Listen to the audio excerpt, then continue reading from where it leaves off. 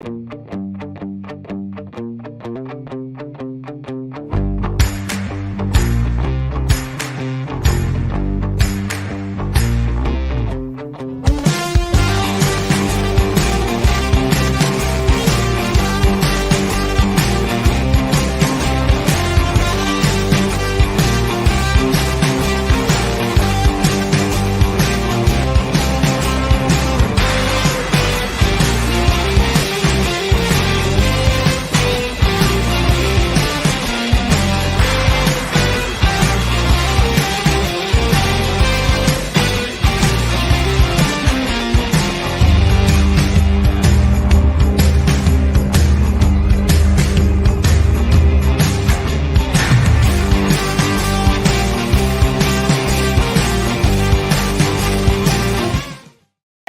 on now, fellas! We've got to answer the bell. Now let's go!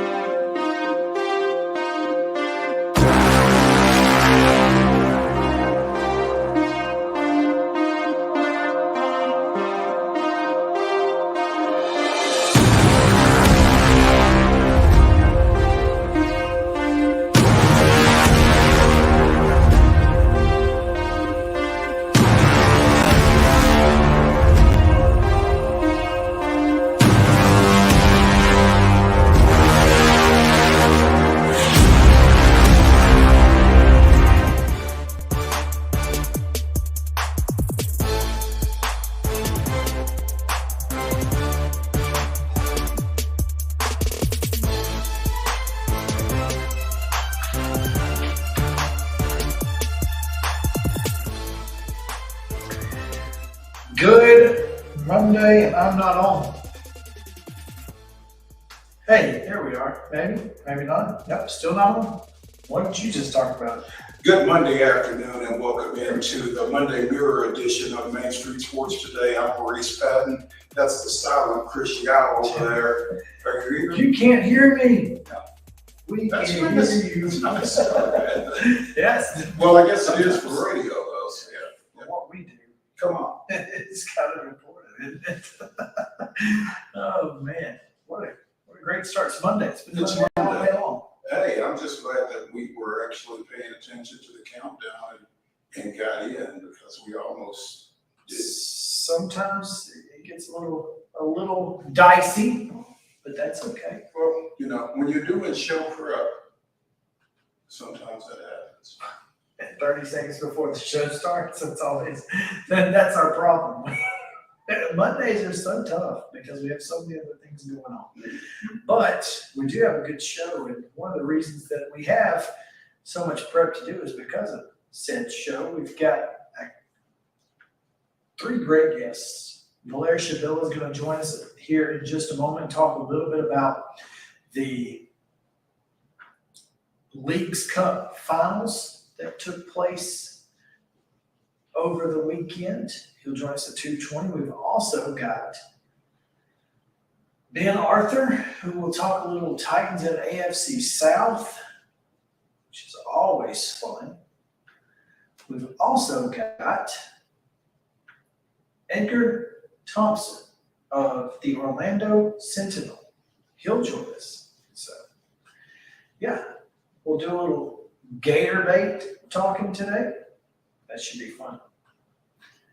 I think Florida's really going to be intriguing this fall in year two under Billy Napier, and I'm interested to see what Edgar thinks about the Gators. Yeah, I don't know. I don't know what their thoughts are. I'll be curious to see what he has to say for sure.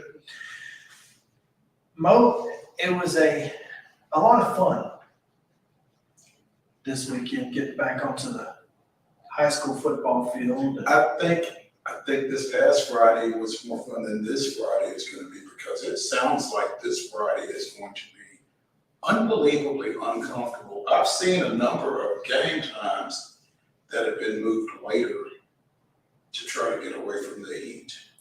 I saw, the Upperman and was it Lebanon? Is it Lebanon and Upperman? Or is it Somebody in Lebanon Wilson County, and no, it's somebody in Wilson County. and they're going to Upper. I know that. Those are the two things I know. Outside of that, I'm not sure, but yeah, I mean, they're moving it to 8 o'clock. A couple of reasons. One, because they had some bus issues. Yeah, it is Lebanon and Upperman. I didn't realize they were playing each other, but yeah, Lebanon at Upperman and Watertown at Gordonsville have been pushed to 8 o'clock, according to Tommy Bryan, due to weather and travel concerns. Northwest at Wilson Central and West Creek at Green Hill. A couple of Montgomery County, Wilson County matchups there are set for 7:30. Wow. So again, Well, weather and travel. Yeah. Hot buses, maybe, I don't know. Well, they may just not have enough buses to cover getting everybody, because I mean, those are long trips to Upman's a long trip. So they may just not have enough buses to get folks home and then get back, load them up and get them up there. I So, thought it was interesting. I was over at Columbia Central for the Marshall County game Friday.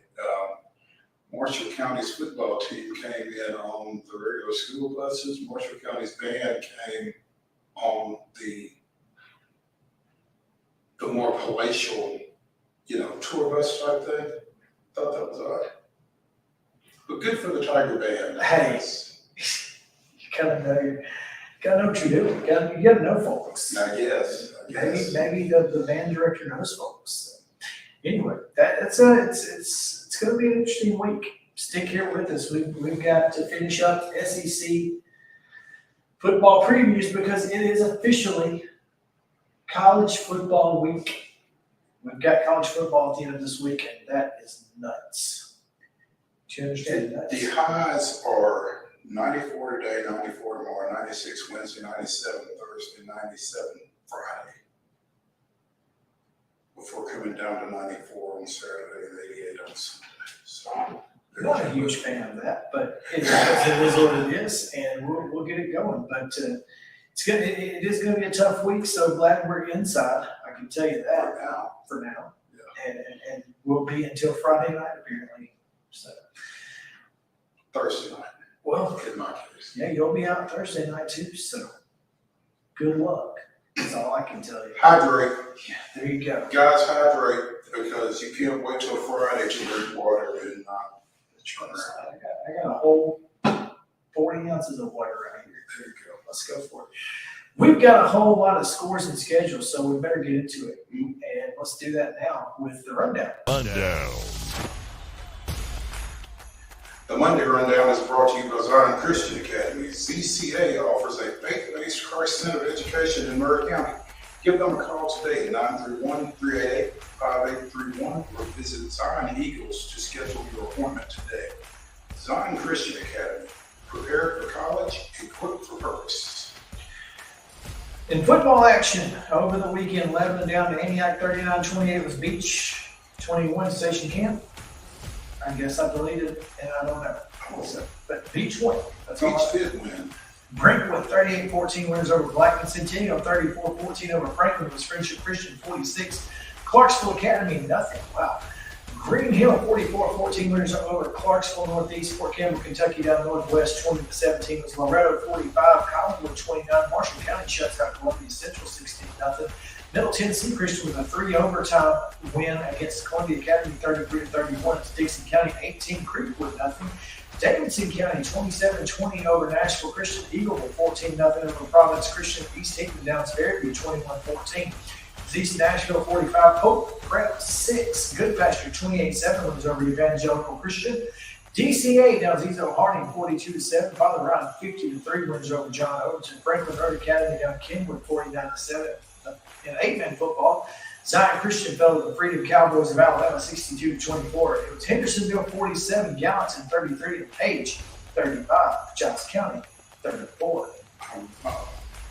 Beach 21-0 over Station game. Grace Christian of Franklin defeated Freedom Prep 36-6. It was Hillsboro 40, McGavick 7. James Lawson coming out with a victory in their opener, 18-15 over Cheatham County. It was McEwen in Rick Rice's debut back at his alma mater, defeating Joe Burns 27-14.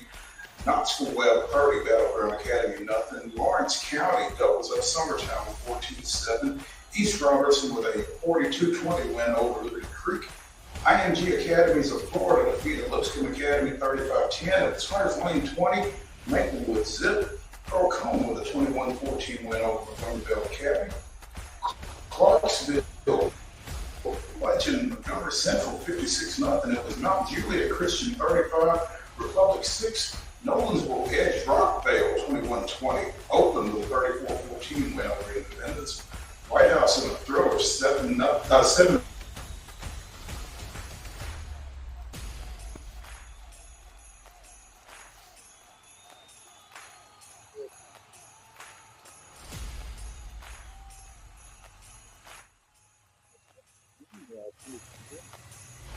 Spring Hill 40 to nothing.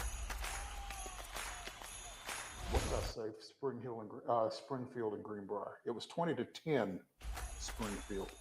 Summit 40, Spring Hill nothing. Stratford 38, Glencliff 19. Kirkwood with a 49-48 win over Sycamore. Stewart's Creek defeated Tullahoma 21-7. Ensworth went west and came back with a 40-6 win over Union City. It was Watertown 17, Forest nothing.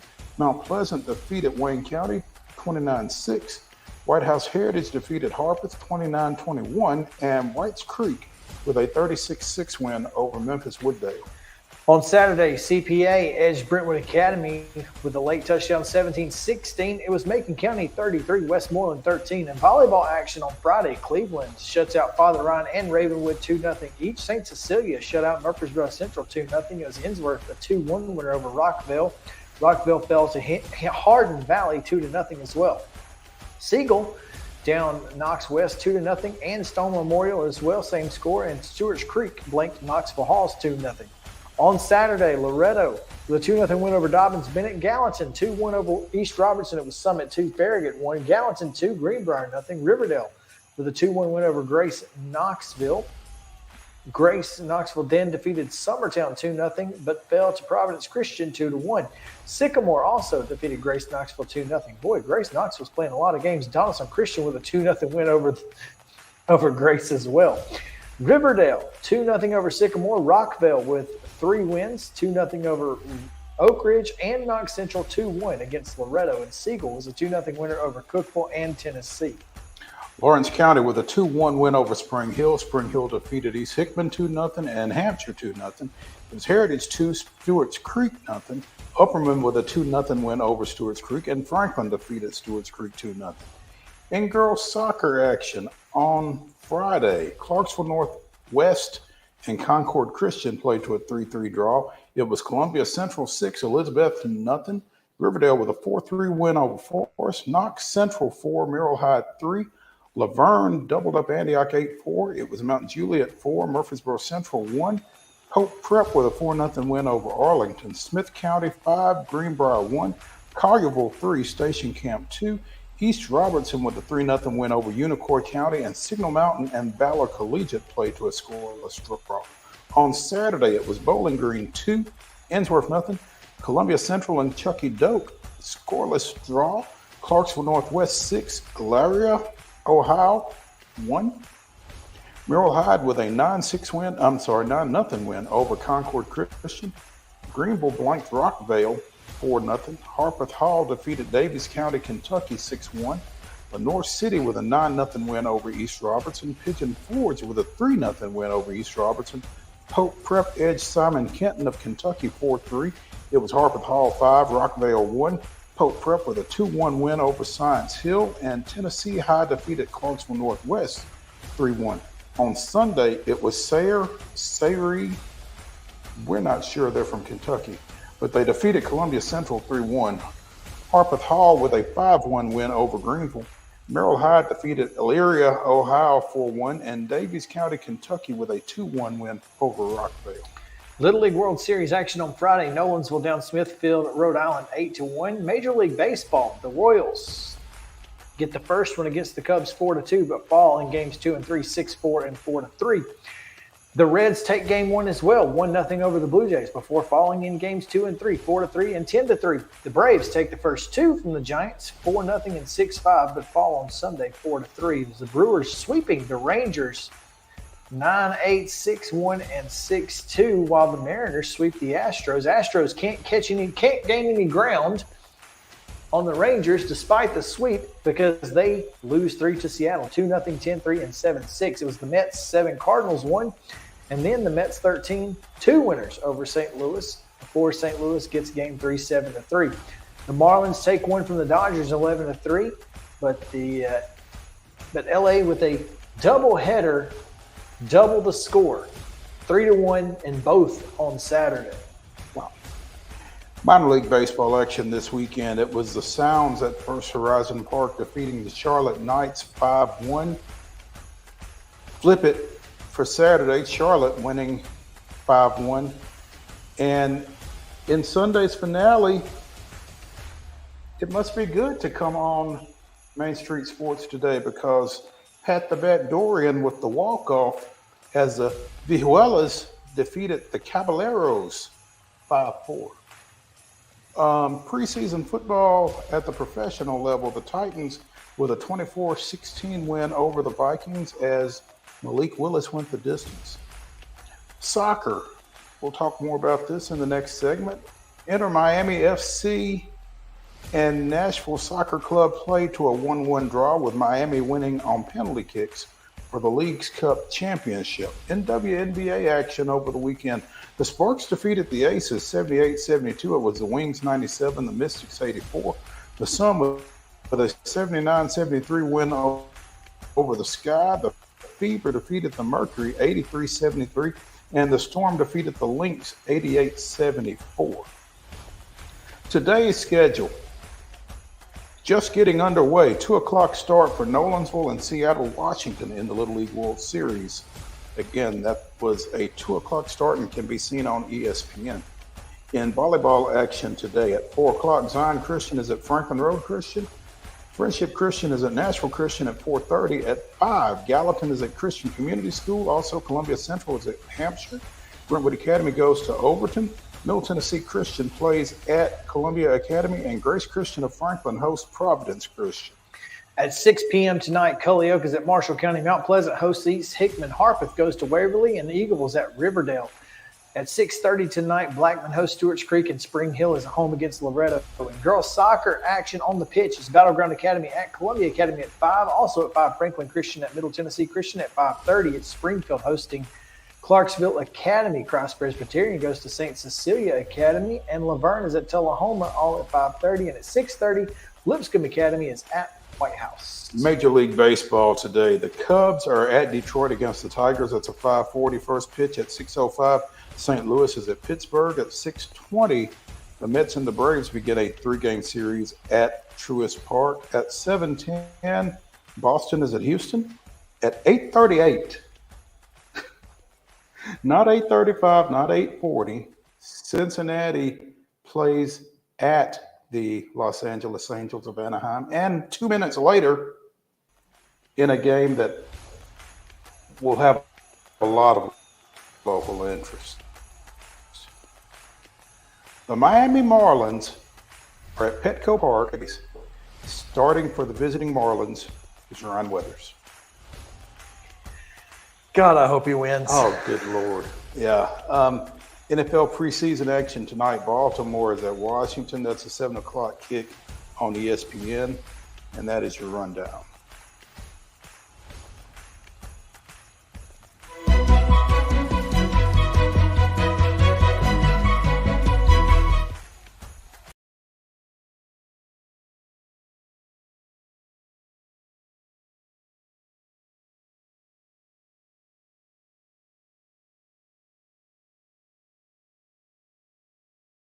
But Nolensville with that win puts them into the winners bracket semifinals, I believe, which is what they're playing in right now. I'm pretty sure that's what it is. Yes, that's correct. The United States winners bracket semifinals against Seattle, the Northwest region champ. With a win, they would play Wednesday in the, well, it won't be, yeah, they will play in the winners bracket finals on Wednesday against the winner of the Southwest and the West matchup that is at 6:00 tonight on ESPN2. So you go from the winners bracket final to the U.S. championship because you've got double elimination both in the U.S. and the international pod. So, yeah.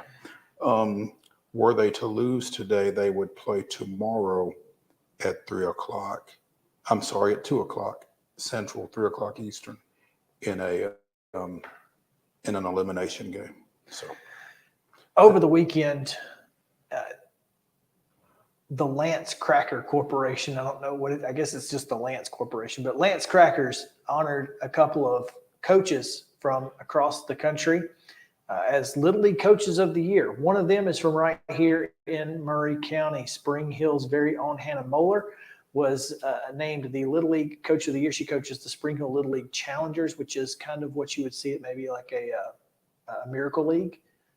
So she coaches special needs kids, and they have a fantastic league up in Spring Hill that they just started last year, I think. And so congratulations to the Coaches of the Year, especially Hannah, who is, again, right here in Murray County and Spring Hill. So good luck to the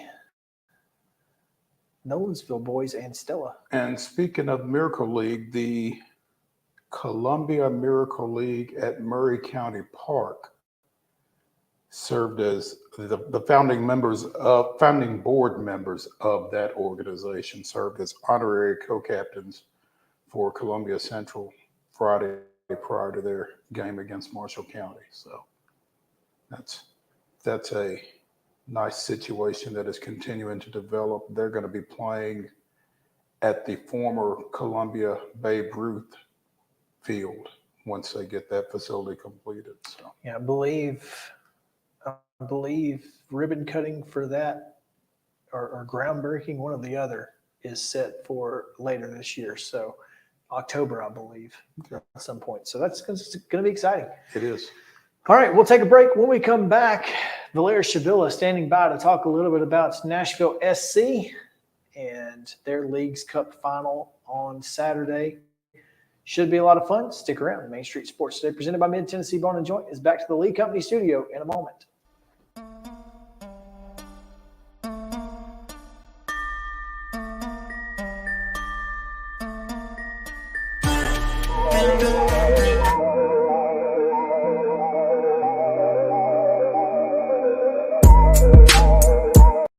Mid-Tennessee Bone & Joint treats your orthopedic injuries and existing conditions. Our trained physicians will get you back in the game faster. Contact us at 931-381-2663 or www.mtbj.net.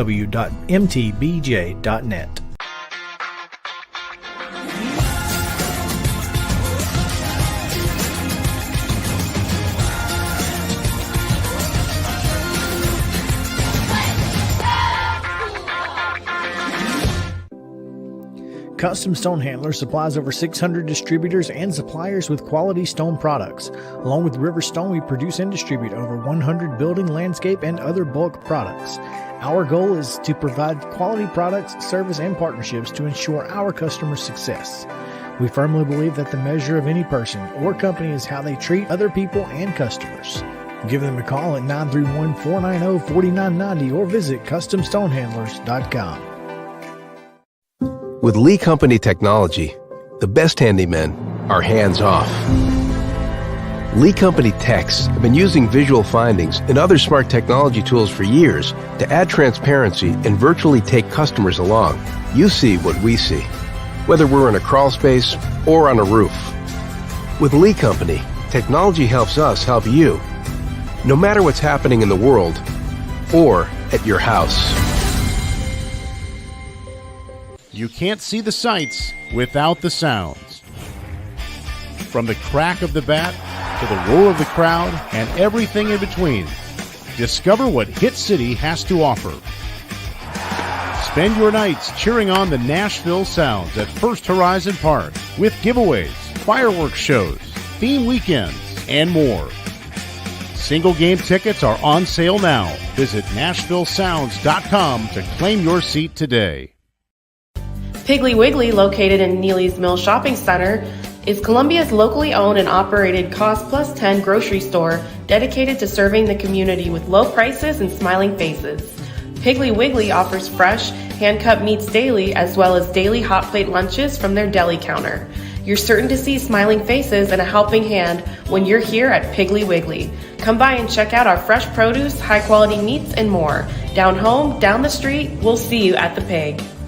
Mid-Tennessee Bone and Joint has been the official sports medicine provider for Murray County Schools for more than 40 years. We specialize in orthopedic service, and our Ortho Quick Walk-In Clinic lets you bypass the ER. Visit us online at www.mtbj.net.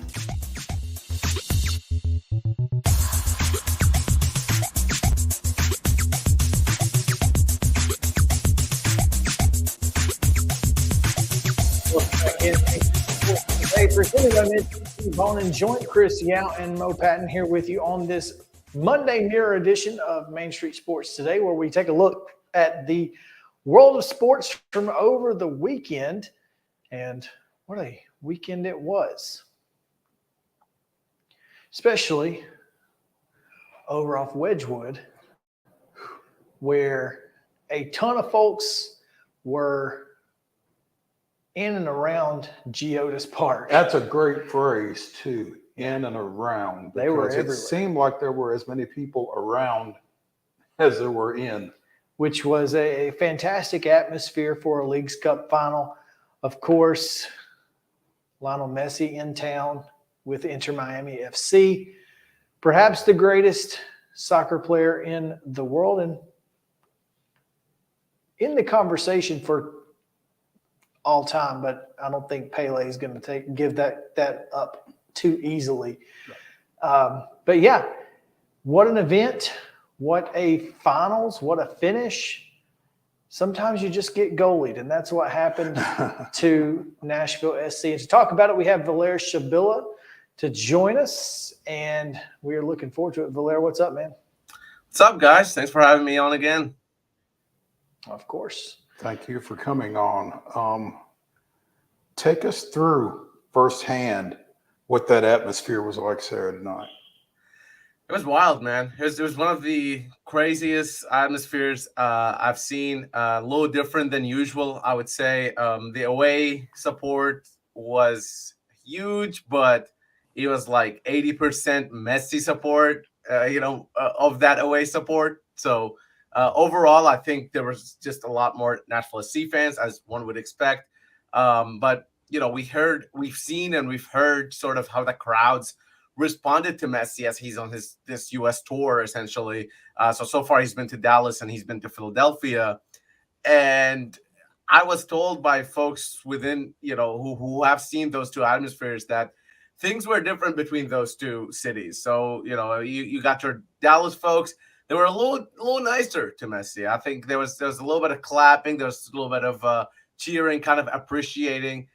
They played Philadelphia in the semifinal. You can imagine how that's a little higher intensity.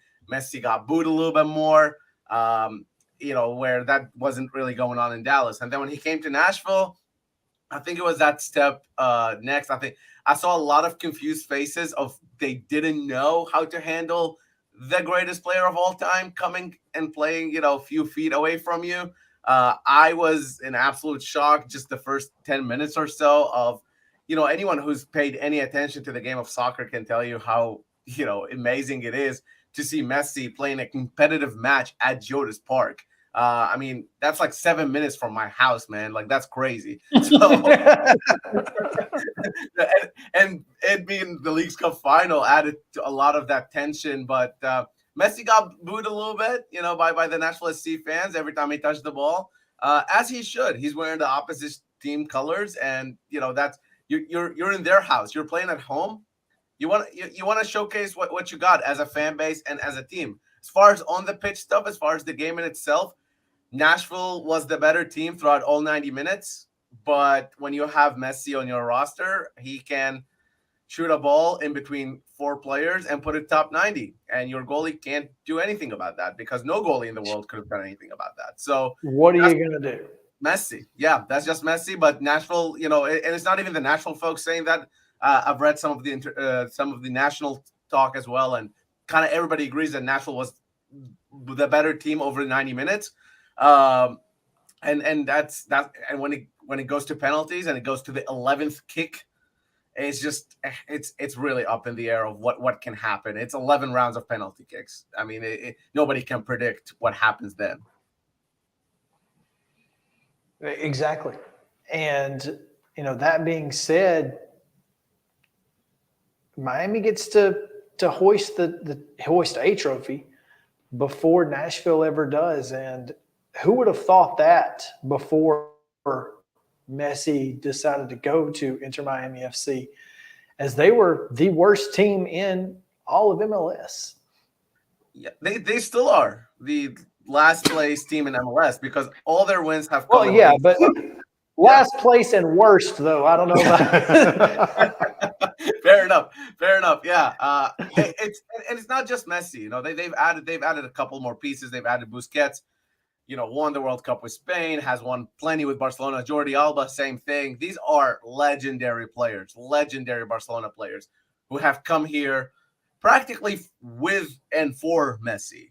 They've also added a couple young players from Argentina, under 22 years of age that decided to come to Inter Miami because of Messi. And we're going to see that trend go through. But yeah, when you add Lionel Messi to your roster, it takes your team from being the last place in MLS to your first ever cup. And he's done that in Spain. He's done that in France. He's done that into international stage with Argentina.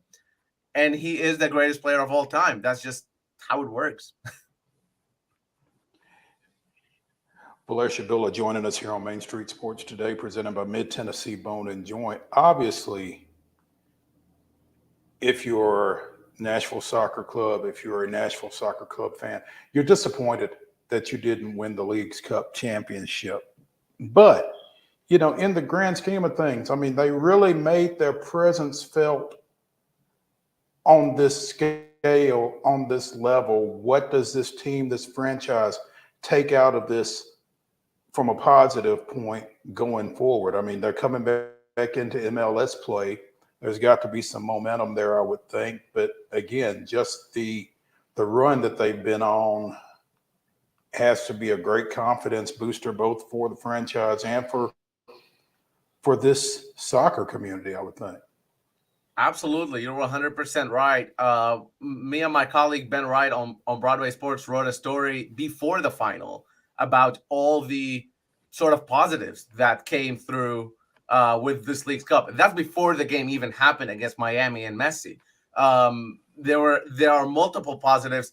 First one being is that Nashville now qualified for the CONCACAF Champions Cup, used to be called the Champions League. That means they are going to be played at the highest level of competition in this continent.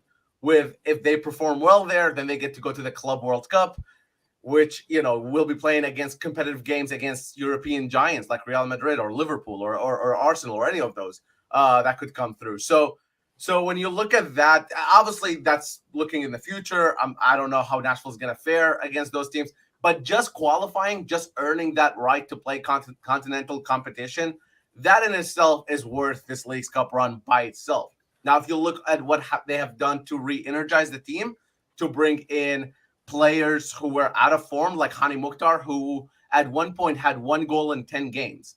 That's not how Hani Mukhtar won the MVP last year. He didn't go on these dry spells. You look at what he did in the League's Cup. He scored 2 goals and assisted 5.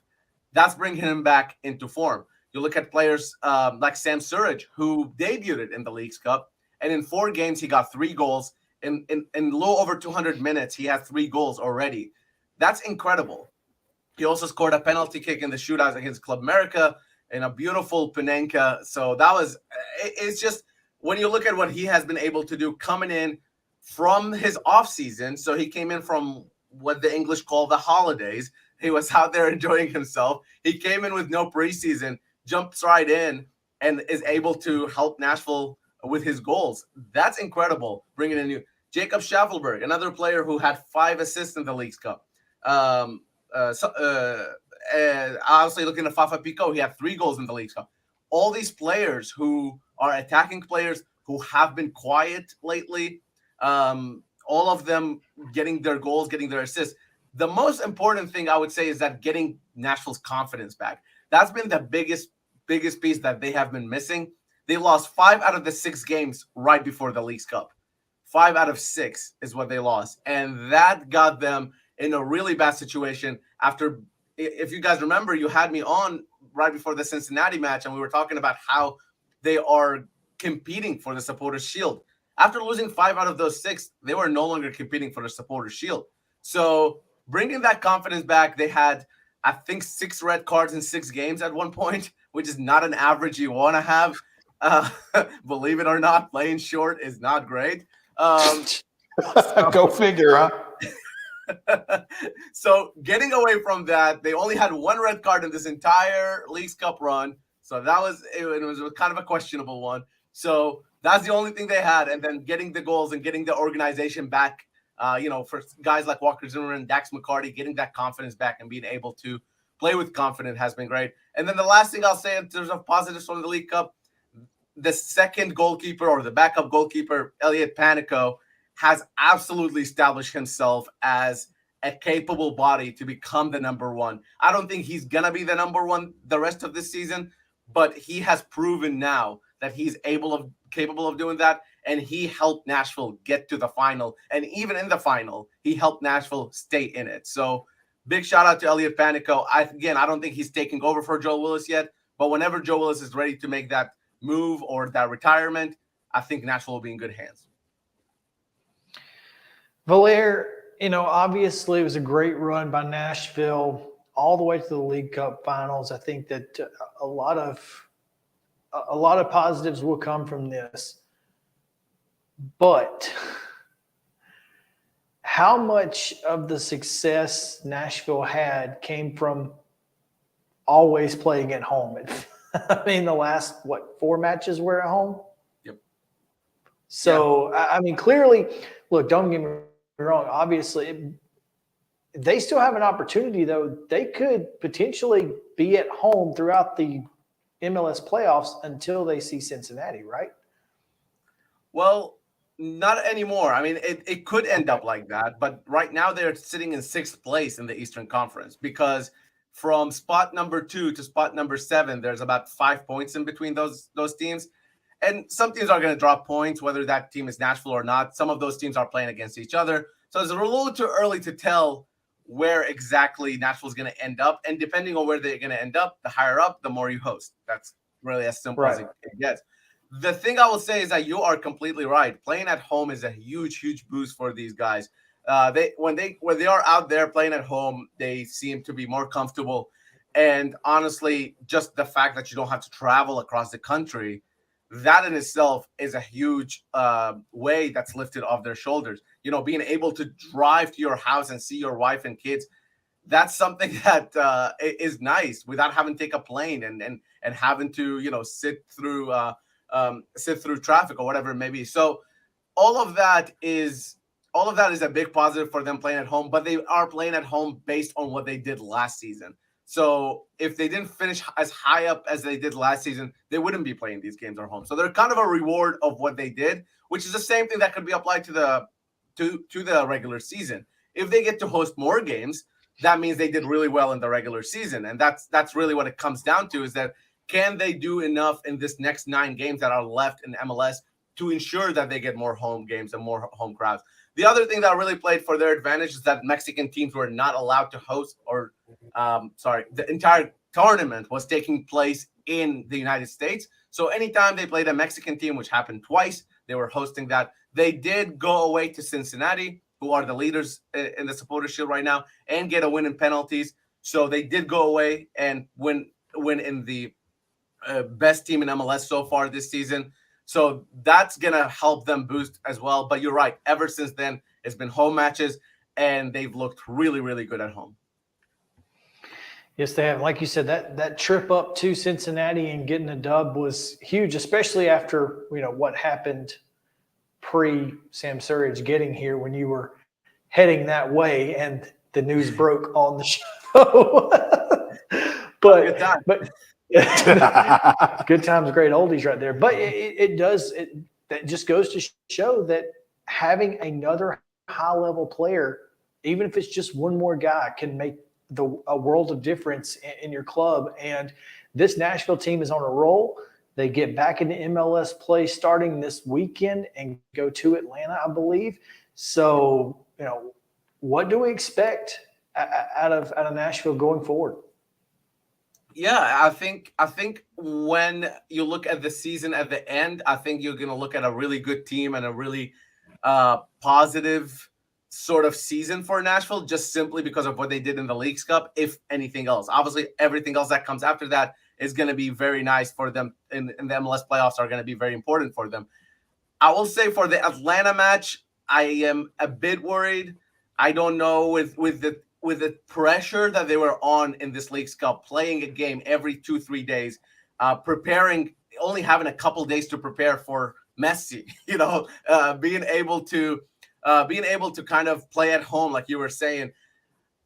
After a month of that intense pressure, there might be a little bit of a hangover period, and that might show this weekend against Atlanta.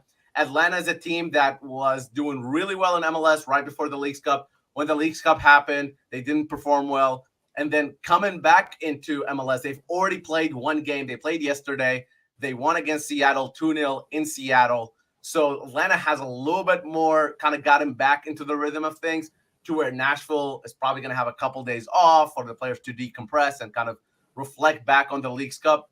And then, I'm saying this, but there's a possibility that these players, I'm not a professional athlete. So these players have the mentality and have the physical sort of ability to perform well. And they're going to have a week off, which is something they haven't had in a long time, in 3 weeks. So having a week off might recharge them and might get the batteries. I just think there's going to be a little bit of sort of getting back into MLS and getting back into that mentality that might just take a half of soccer or so to get them back into that rhythm. But then again, these are high quality players. And like you said, somebody like Sam Sturridge, he's used to this. When he played in England and he played in the lower divisions in England, he was playing every 3 days. He was playing against really, really tough oppositions every 3 days. Randall Leal's back from injury, so that should be a good boost for Nashville. And at the end of the day, they have the MVP who, regardless of the situation, regardless of what's happening, regardless of the Leagues Cup, on any given day with the ball, Hani Mukhtar has proven to be the best player in MLS the last 2 seasons or 3 seasons. So with a player like that, they should go to Atlanta wanting to win, expecting to win. I don't know if they're going to get it. I think earlier I had to make a prediction and I said it's going to be a tie. But Atlanta's a good team, but they're still figuring out their defense a little bit. So there are some opportunities for Nashville.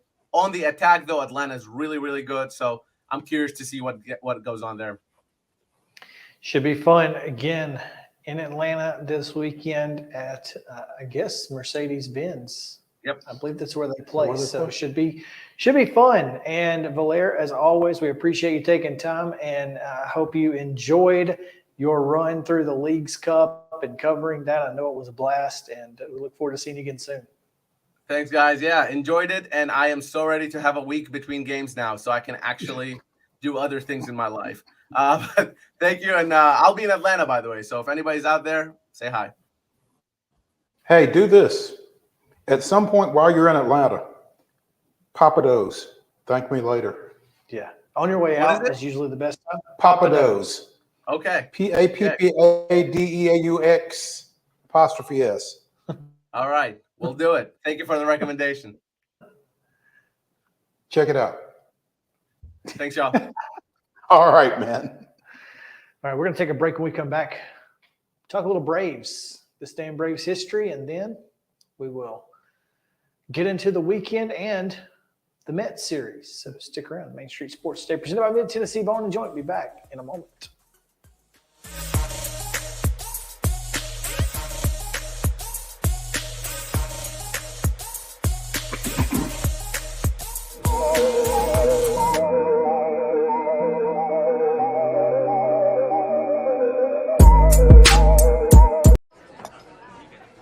You've been putting back a few, and a few becomes a few too many.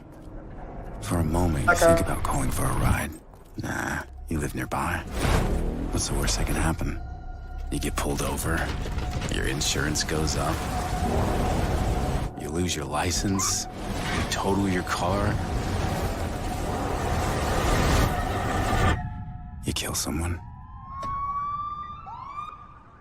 Let your child play like the pros this fall season and join Titans Flag Football in their NFL Flag Football League. Titans Flag Football is no contact, easy to learn, convenient with teams meeting once per week for practices and games on Sundays. And we cannot forget it's ridiculously fun. Teams are co-ed with ages from pre-K through 8th grade in select locations across Middle Tennessee. Visit TitansFlagFootball.com and sign up before registration closes on September 4th. Let's play together and win together this fall season with Titans Flag Football. Y'all, I'm serious right now. They have a dragon here. I saw it. But no, they don't. There's no such thing as dragons. I swear, I saw it. It had huge claws. Get out of here. It had eyes as big as the moon. Come on, I'll show you. Wait up.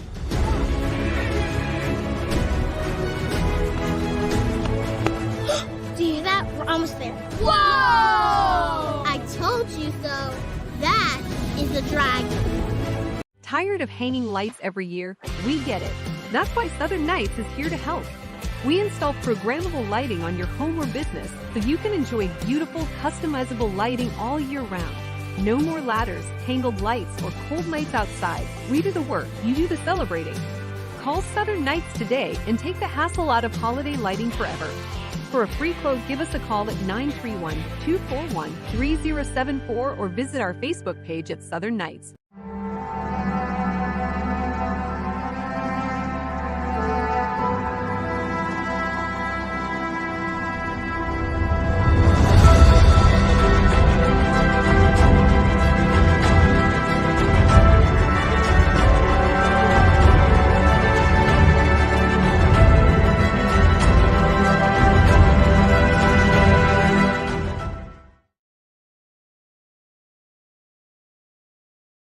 In 1987, Dale Murphy's solo home run in the 6th inning helped the Braves to a 5-4 victory over visiting Pittsburgh. It was Murphy's 34th home run of the season in the year where he'd go on to hit 44, and the 300th of his career in which he'd hit 398, which many think is why he's not in the Hall of Fame. But anyway, that was this day in Braves history. Well, at least it was a dub. It was a dub. That's what we'll take. Over the hated Pirates. Before we get into the Braves, Nolensville now trails 1-0 to Washington after walking in a run. And he's now thrown 5 consecutive balls. A little Kirby Yates action. Yes. Well, no, this is a relief pitcher who came in after the bases were loaded, gets a strikeout, but then walks in a run. What inning are we? This is the bottom of the second. Again, Washington 1, Tennessee 0. Still plenty of baseball. Bases are still loaded, 1 out. Okay. And so we will keep you updated as best we can throughout that contest and throughout this show. Series win could have been more, but yesterday was one of those. Max Fried had a Charlie Morton, a quality start that didn't feel quality at all. Just felt like he was struggling all day long, and yet 6 innings, 3 earned runs. You know what though? I mean, I'd say Max is entitled, kind of given what we've gotten out of him since he came back from that 91-day layoff. He wasn't very sharp yesterday. Well, after that second home run, he got better, which seems to happen with Max. Yeah. Just couldn't score for him though.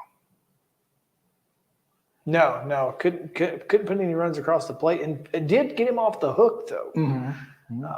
Late, tying the game in the bottom of the 8th, and then Kirby Yates happened.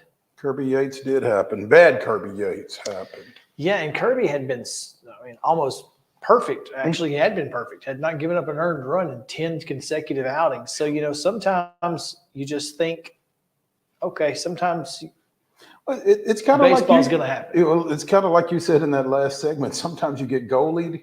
Sometimes the game just kind of catches up with you. Yeah. And here's the thing, like you said, won the series, you won Friday night, you won Saturday night, and you might not should have won Saturday night. Yeah. Really. Because you beat a really good pitcher in Logan Webb Saturday night. But when you win the first 2 games of a 3-game series, you get a little greedy. Yeah. You always want to get that sweep if you can. And obviously, tough day. It was so interesting watching the NBC Bay Area broadcast. I bet it was. That had to be bizarre. And a Chip watching Carey, the Braves with a non-Braves broadcast. Yeah, with an anti-Braves. Yeah. It's not like it was a national broadcast. Right. Yeah. This was a Giants broadcast. Yeah. When we went to Gulfport in early July, we listened to some Braves Guardians games on Sirius, and we got the Cleveland feed, and it's kind of cool. Well, those guys were kind of cool. They were so complimentary of the Braves. These guys were too, but it's different. Oh yeah, because you're not, Well, I mean, when you're used to listening to Ben and Joe, it's going to be different. And that's the thing is most radio guys, Ben and Joe included, outside of Kevin Fetty or Eric Fetty, they're typically very complimentary of the other team. They're just super homerish, right? Which is perfectly fine by me, and that's the way it was yesterday. It was just interesting to listen to it. Got a 6-2 out for the second out. Oh, and cutting it close. Then hit a batter to drive in a run, and then so we've seen a bases loaded walk and a bases loaded hit by pitch.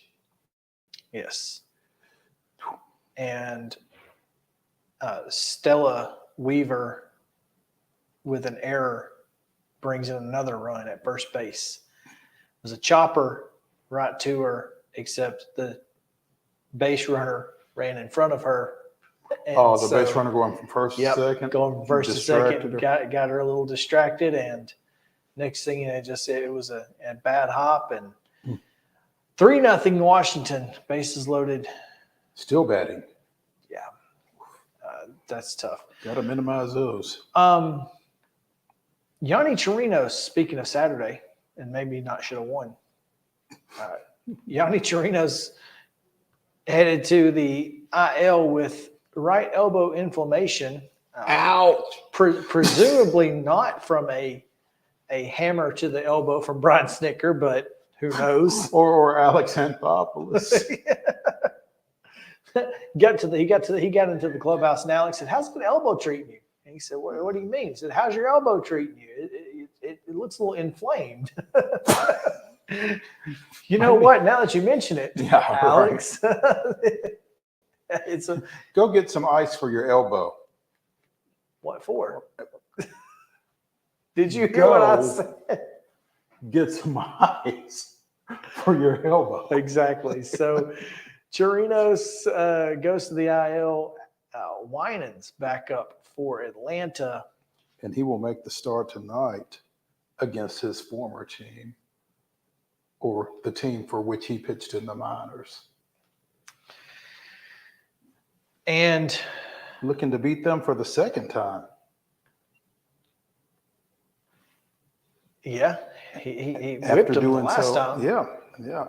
And the lineup tonight is it's a little different. Interesting. It's a little different. So if you're interested in weird lineups for the Braves, tonight's your night, because Kevin Pillar is going to go to left field after playing center field yesterday, and that diving play, man, it ended up costing the Braves, but it was funny because the broadcast was like, he used to make all of those plays. Like he got a great jump on it, just couldn't hang on. But Right.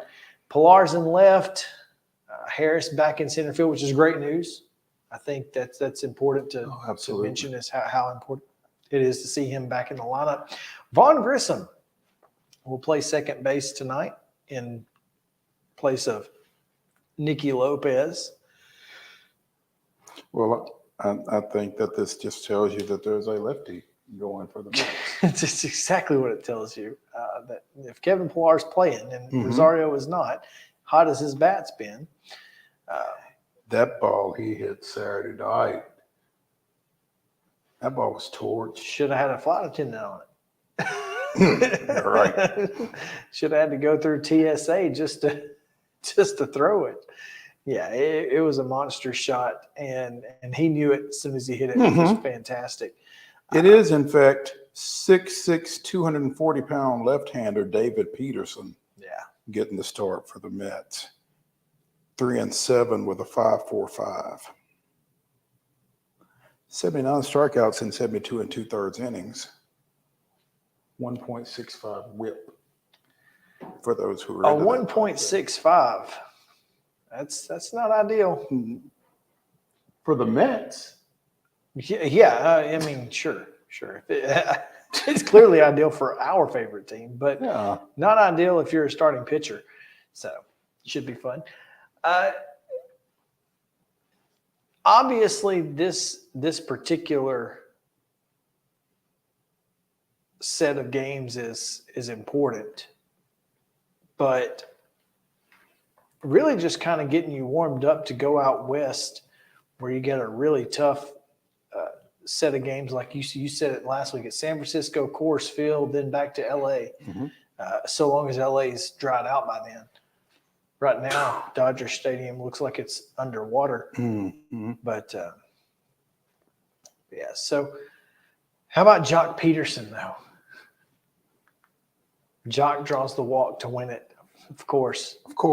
It's like, man, I can't, it's hard to be mad. It's hard to be mad. He wore his beads, his pearls all weekend. He did wear his pearls, and we appreciate that. Yeah. Hang on. Before we get away from this, David Peterson has made 20 appearances, and he's thrown 72 2/3 innings. I'm trying to get his game log, but I don't think he's gone 4 in any of his last 3 starts.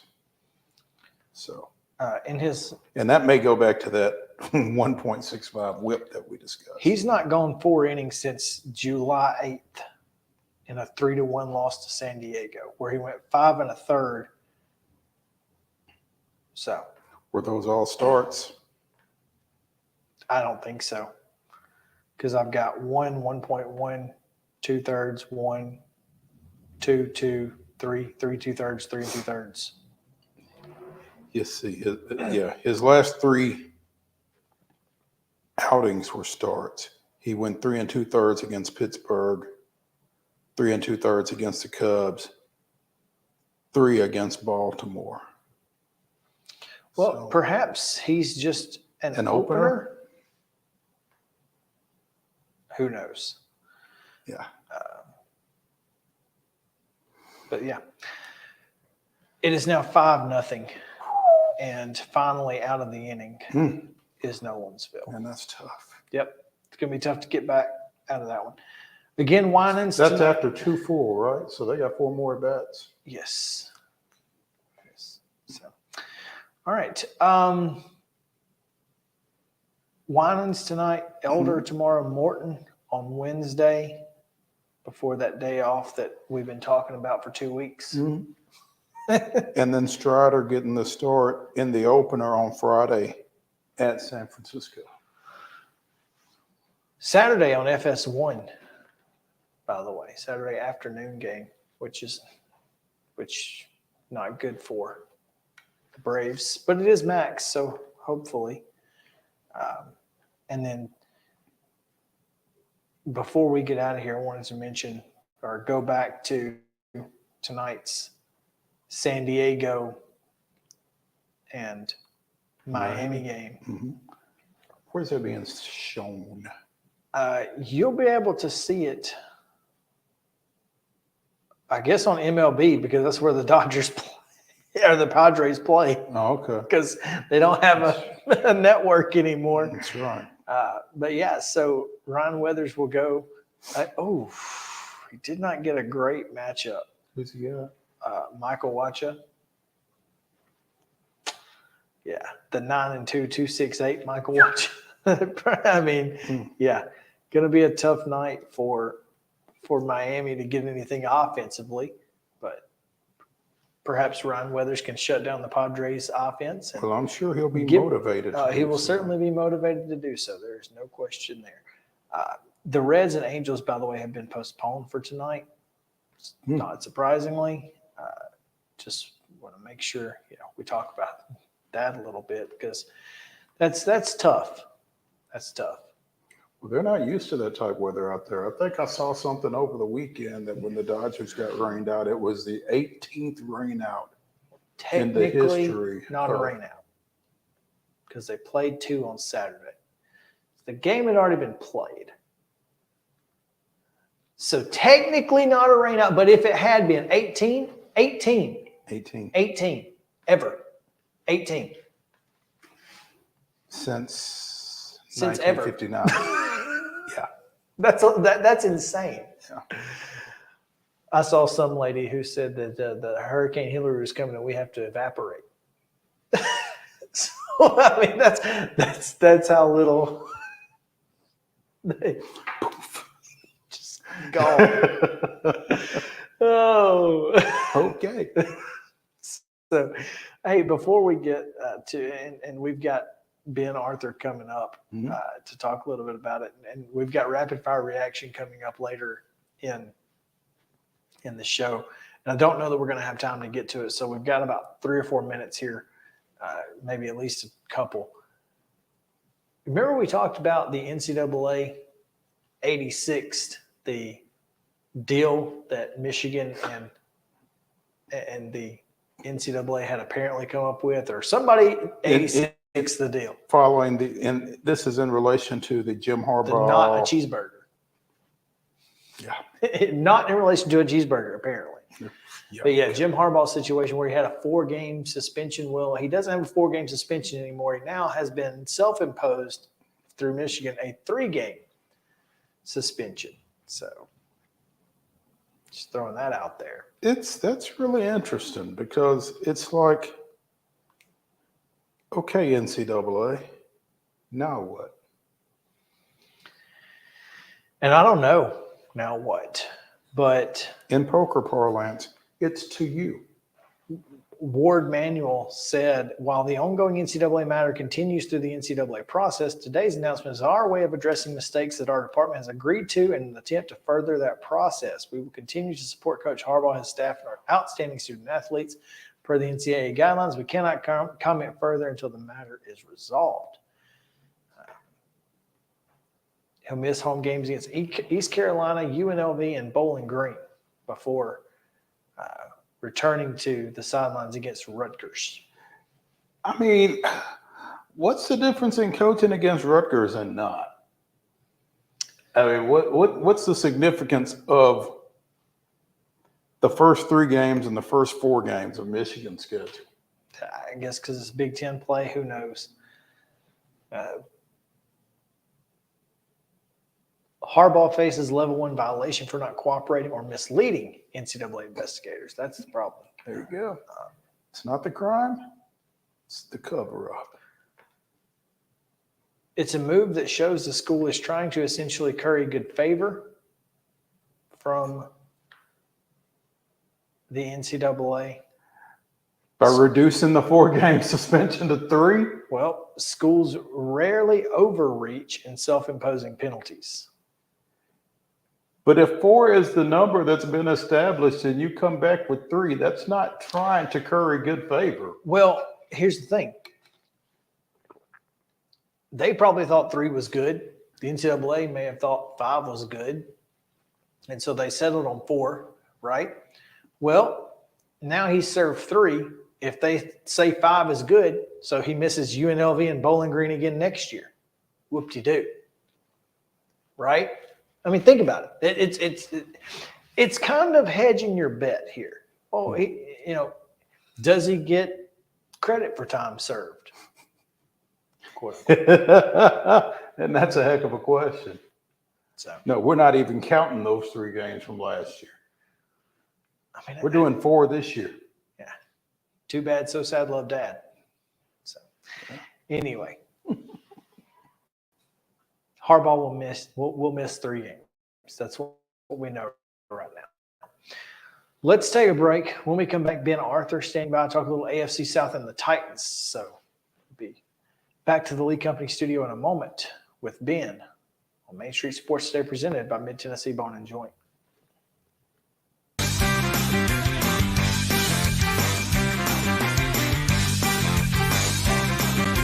Mid-Tennessee Bone and Joint treats your orthopedic injuries and existing conditions. Our trained physicians will get you back in the game faster. Contact us at 931-381-2663 or www.mtbj.net. With Lee Company technology, the best handymen are hands-off. Lee Company techs have been using visual findings and other smart technology tools for years to add transparency and virtually take customers along. You see what we see, whether we're in a crawl space or on a roof. With Lee Company, technology helps us help you, no matter what's happening in the world or at your house. Jones & Lang Sporting Goods here in Columbia has been outfitting teams, officials, and anybody else from T-ball to college for 50-plus years. Be sure and check them out at 931-388-8060 or online at jonesandlang.com. Jones & Lang Sporting Goods, the look of a winner. Zion Christian Academy, zioneagles.org or 931-388-5731. You can schedule your appointment. Go tour their campus. It is beautiful over there, and you're definitely going to want to see it. Again, it's zioneagles.org. Give them a call, 931-388-5731, and schedule your tour today. Did you know that up to 80% of us will experience back or neck pain during our lifetime? Many of you are offered surgery or addictive pain pills to relieve your chronic pain. At the Dr. Gill's Center for Back, Neck, Chronic Pain Relief, we have been leading the way to better health, naturally, and have helped tens of thousands of people right here in Middle Tennessee for the past 30 years. I came to Dr. Gill about 10 years ago after my local doctors recommended surgery. I knew about Dr. Gill and wanted to see if he could help me. 10 years later, I am pain-free, no surgery, and no pain pills.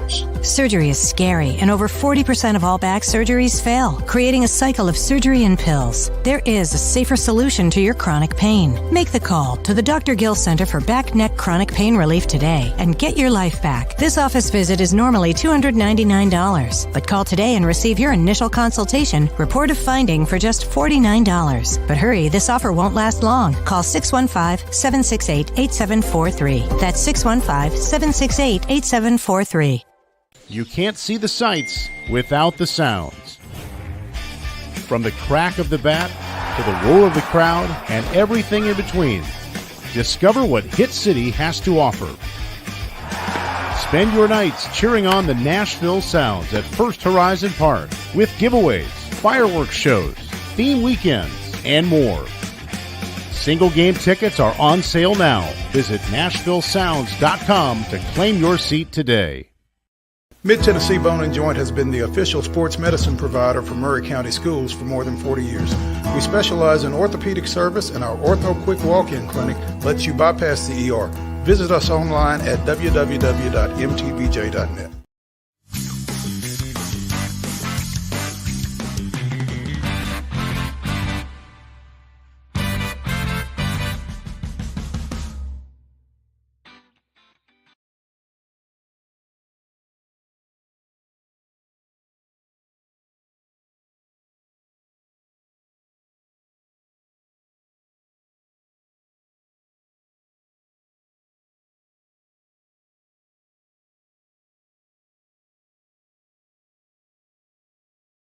We were hearing commercials in our ears. I don't know what the deal was there, but that was tough. Anyway,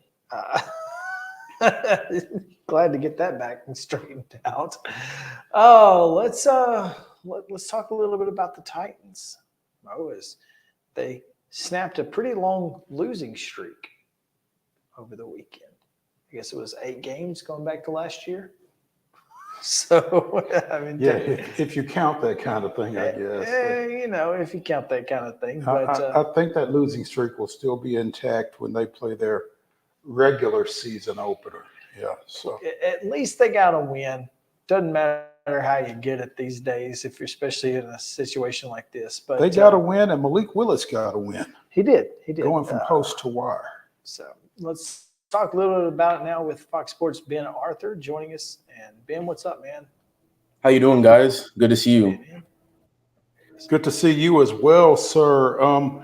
Where were you this weekend? Did you go to Minnesota, or were you elsewhere? Yeah, I was not in Minnesota. I watched the Titans-Vikings game from home. All 4 of my teams played on Saturday, so I just watched all of them from home. So you just settled in on the couch then with snacks and that kind of thing, all right? You don't get much opportunity to do that, I don't guess, do you? No, yeah. Usually for games, during the regular season, I'll choose a game in most cases to go to, whether I'm staying in Tennessee if they have a home game or I'm going somewhere. But for preseason, I haven't gone to any of the games to this point. I'll go to the Titans Patriots preseason finale this week, but yeah, it is kind of nice to just be at home and watch the games. I think there are advantages to that. There are disadvantages as well, but yeah, I don't have any problem doing that for the preseason. Obviously, with the Will Levis injury situation, Malik Willis got the ball from start to finish on Saturday. How do you feel like he responded to that situation?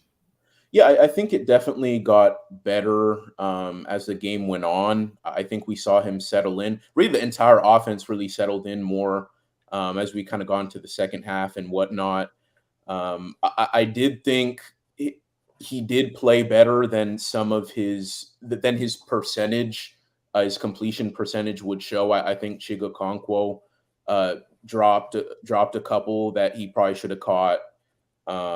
There was that interception, which was bad, right? But I did like the way he ran the ball. When he had to, when he didn't have anyone open, he was decisive when he had to scramble and just get what he can get. And I just think even in that department, Malik has grown a bit, knowing, when he does have to run, just kind of be decisive with it and not just kind of be stuck in his head about just staying put in the pocket, knowing that you do have those legs, you have those speed and when someone isn't open, like there's nothing wrong with using that to get what you can get.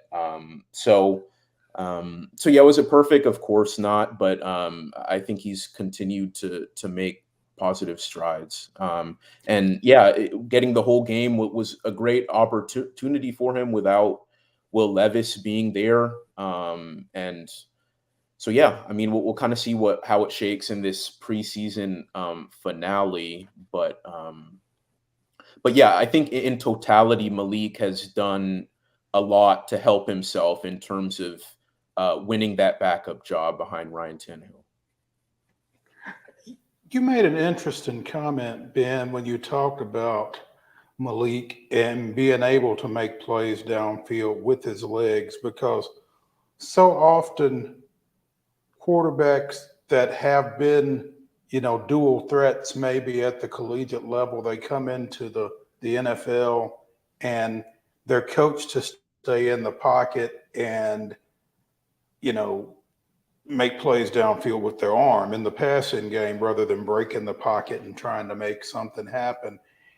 And it seems like to me that you can kind of coach the athleticism out of a quarterback if you're not careful. How do you get back from I can make something happen with my legs to I got to stay in the pocket to I got to take advantage of what I'm able to do individually? It feels like a tough balance for a young quarterback who wants to please everybody, but at the same time needs to take advantage of his strengths.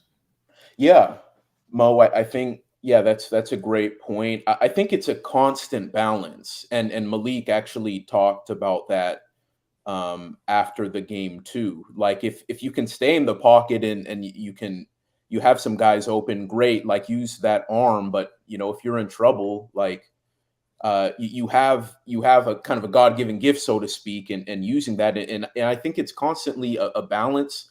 But I think with Malik, I think there's a comfort to being able to use his legs. I think he needs. I think what was it, Mike Vrabel or Malik, or maybe both of them alluded to this after the game. It's like Malik is most comfortable when he is. It's part of his game, right? It's who he is as a quarterback. We shouldn't pigeonhole him to just be what quote unquote like a quarterback is supposed to be, just stay in the pocket and just throw the ball downfield. Running the ball, being able to kind of extend plays, do something with his legs. This is part of who Malik is. This is part of his game. It helps open up stuff, I think, for him in the passing game as well. And so trying to limit that, I mean, it's kind of the wrong approach. Obviously, you want him to be able to throw the ball, but Malik's skill set is being able to do both. I think if you're just trying to cut that off in terms of the running ability, it's not who he is. It isn't how he's found success to this point. So it's a constant balance, and I think Malik and the Titans, just in terms of learning Malik's skill set, I think it's a constant work in progress for all involved. Ben Arthur joining us here on Main Street Sports today, presented by Mid-Tennessee Bone & Joint. Ben, the running back room is getting awfully crowded with a lot of really good players, it appears. Julius Chestnut with a heck of a game, and then obviously we saw Tyjae Spears with a fantastic 33-yard touchdown run. Pretty good day for the running game. Yeah, it was. Spears, as you said, has continued to impress. I remember back when he was drafted, everyone was, a lot of fans were like upset. It's like, you already have, you have kind of like this need at the time, like for receiver, and you're going for a running back when you already have Derek, and he reportedly doesn't have an ACL or all this and that. And, he's really, shut people up. I mean, he's been fantastic. I think he and Derek can play together. Obviously, I think they complement each other. And yeah, he's very impressive. Not just in the preseason games we've seen, behind the first team offensive line, but just from OTAs through training camp practices, he's really done a lot of good things. Really love his game and what he can bring to the Titans. And Julius Chestnut, I mean, have to love what he's done as well. I mean, we saw him kind of emerge for the Titans last year, just in terms of special teams and making, a couple appearances, but he's shown some stuff as an offensive player in terms of his quickness and his cutback ability. Coming from a small school like Sacred Heart, there wasn't a whole lot that people knew about him, but I think especially this off season, leading into the 2023 season, we've seen what he's been able to do.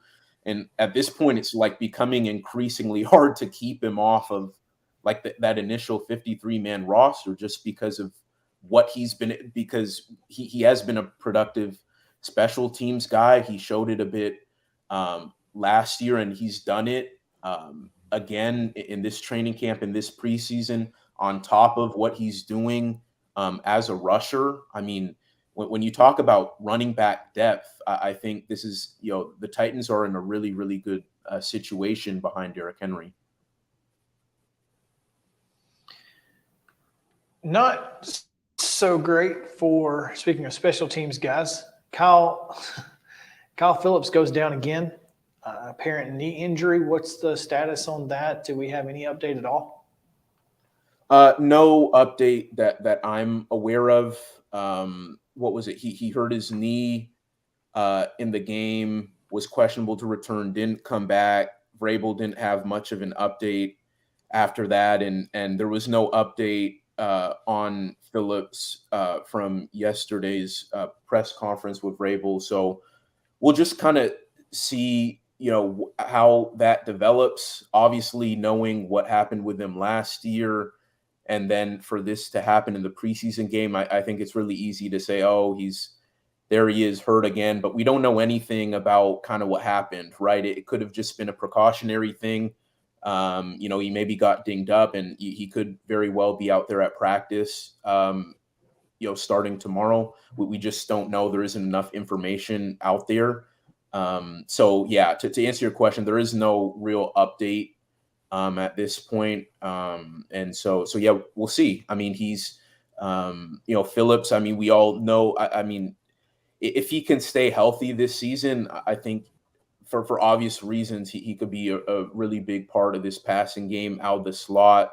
A lot of the things we saw him doing in preseason last year, we were seeing those same things, plus the fact that he's added some muscle to his frame heading into this year. So you hope for his sake that he can stay healthy. But yeah, as of now, there is no update on Kyle Phillips.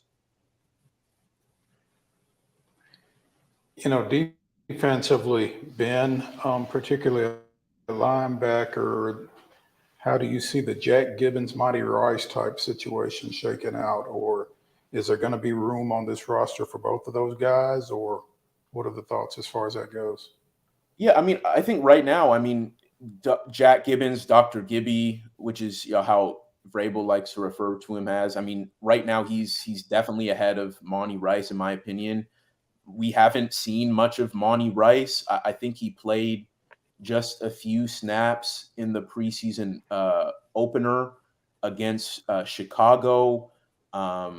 He's missed some practice time. He didn't play in the Minnesota game on Saturday. And Dr. Gibby is someone who's constantly, or continuing, I should say, to draw praise from Vrabel and and Shane Bowen and those folks. And I know Vrabel has kind of talked about the fact that kind of the game has slowed down a bit for him, and he seems to be more physical or something along those lines. And he's certainly flashed at times in practice.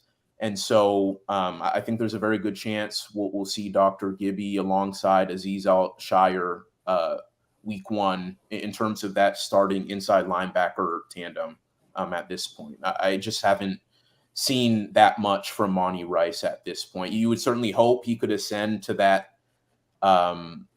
stature, right? I mean, he's former third-round pick, but I think Dr. Gibby right now is definitely ahead of him. Obviously the Titans were supposed to have joint practices with the Patriots leading up to this Friday night preseason game, but the injury to their rookie defensive back kind of changed those plans. How do you think that impacts the Titans? Does it impact the Titans not being able to get that joint work with the Patriots like they were looking to? Yeah, I think with a lot of teams, they look at joint practices as similar to the most similar to game action, right? In terms of being able to play your starters against the other team's starters in a really competitive environment, right? Because usually in preseason, you don't want to see guys get hurt and whatnot. And I think from what I've seen and from what I've heard coaches talk about, joint practices seem to be, in terms of your top guys against another team's top guys, it's the most game-like situation for the most part. And so I think with knowing that they're not going to have those joint practices with the Patriots, we're probably going to see the starters play more in the preseason finale than they would have if if the joint practices were going to happen. Obviously each situation is different for the most part. But I think, I think we could see, like, I know, for instance, like the Jaguars are going to play their starters the entire first half. And so I don't know if the Titans are going to have their top guys play for the entire first half, but I could see them definitely playing maybe into the second quarter. And these guys just need continuity, right? Like we've seen the first team starting offensive line, get a lot of time together. And I think for them to be able to get time with Derek and for Ryan Tannehill and DeAndre Hopkins could get some in-game reps together. I think some of those things are really important. And so, I think because of no joint practices with New England, the starters, the ones are probably going to play more than they would have had, the joint practices still been going on.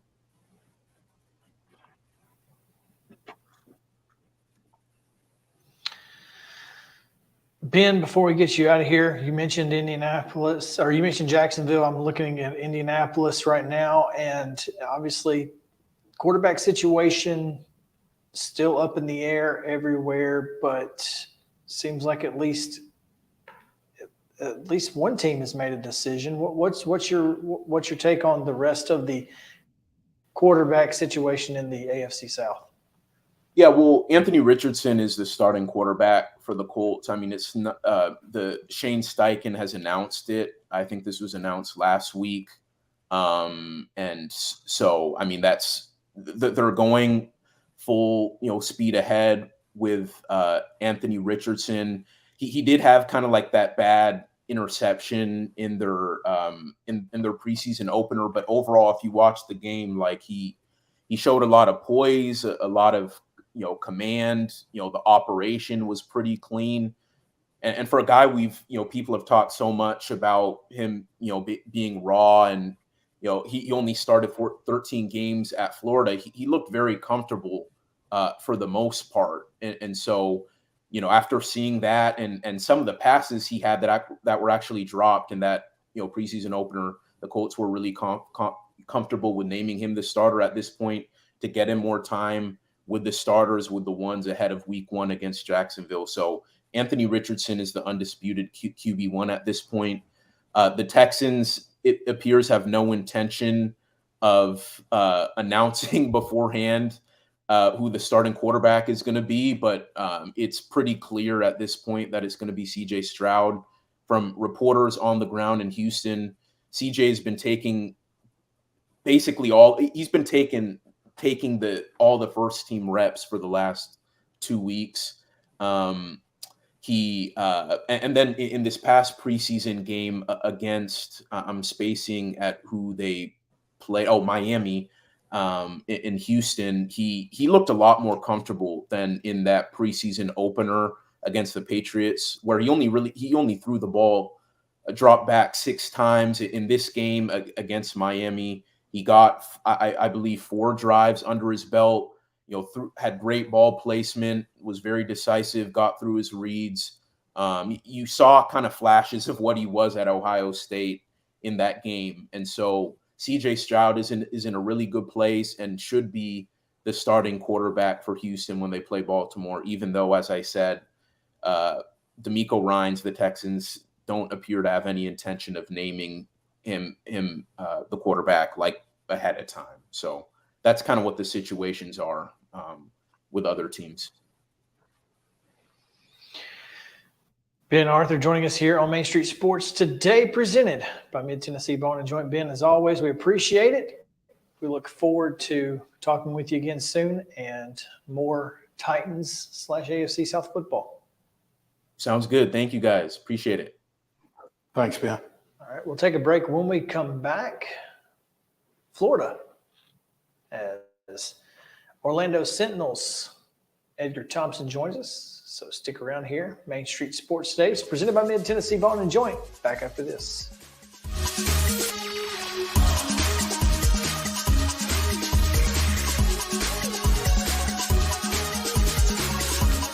Mid-Tennessee Bone & Joint treats your orthopedic injuries and existing conditions. Our trained physicians will get you back in the game faster. Contact us at 931-381-2663 or www.mtbj.net.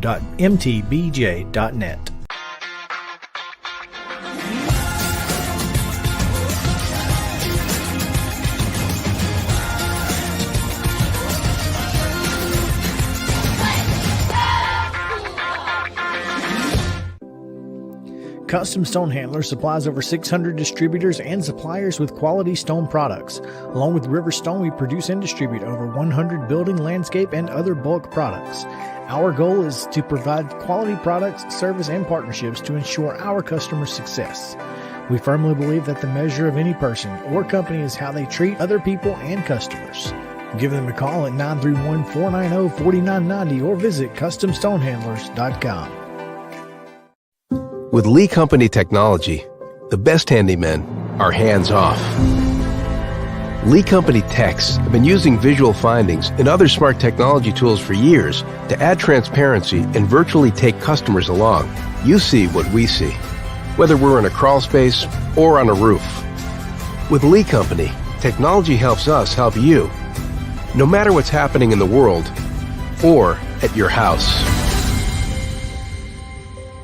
You can't see the sights without the sounds. From the crack of the bat to the roar of the crowd and everything in between, discover what Hit City has to offer. Spend your nights cheering on the Nashville Sounds at First Horizon Park with giveaways, fireworks shows, theme weekends, and more.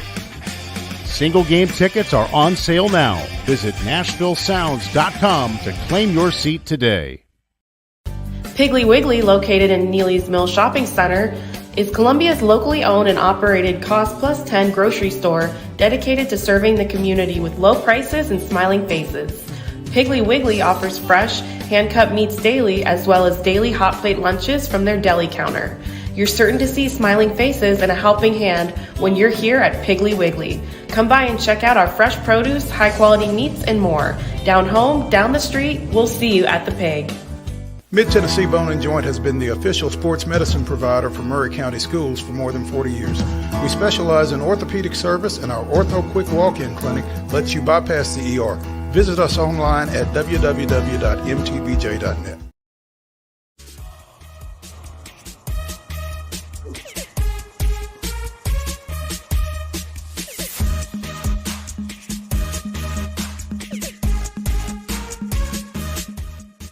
Welcome back in Main Street Sports Today, presented by Mid-Tennessee Bone and Joint. Chris Yao and Mo Patton here with you on this Reaction Monday, the Monday Mirror, as we take a look back at the week that is sports. But we'll get into some little rapid fire reaction here in just a minute, as we have a lot more things to react to than I initially had anticipated.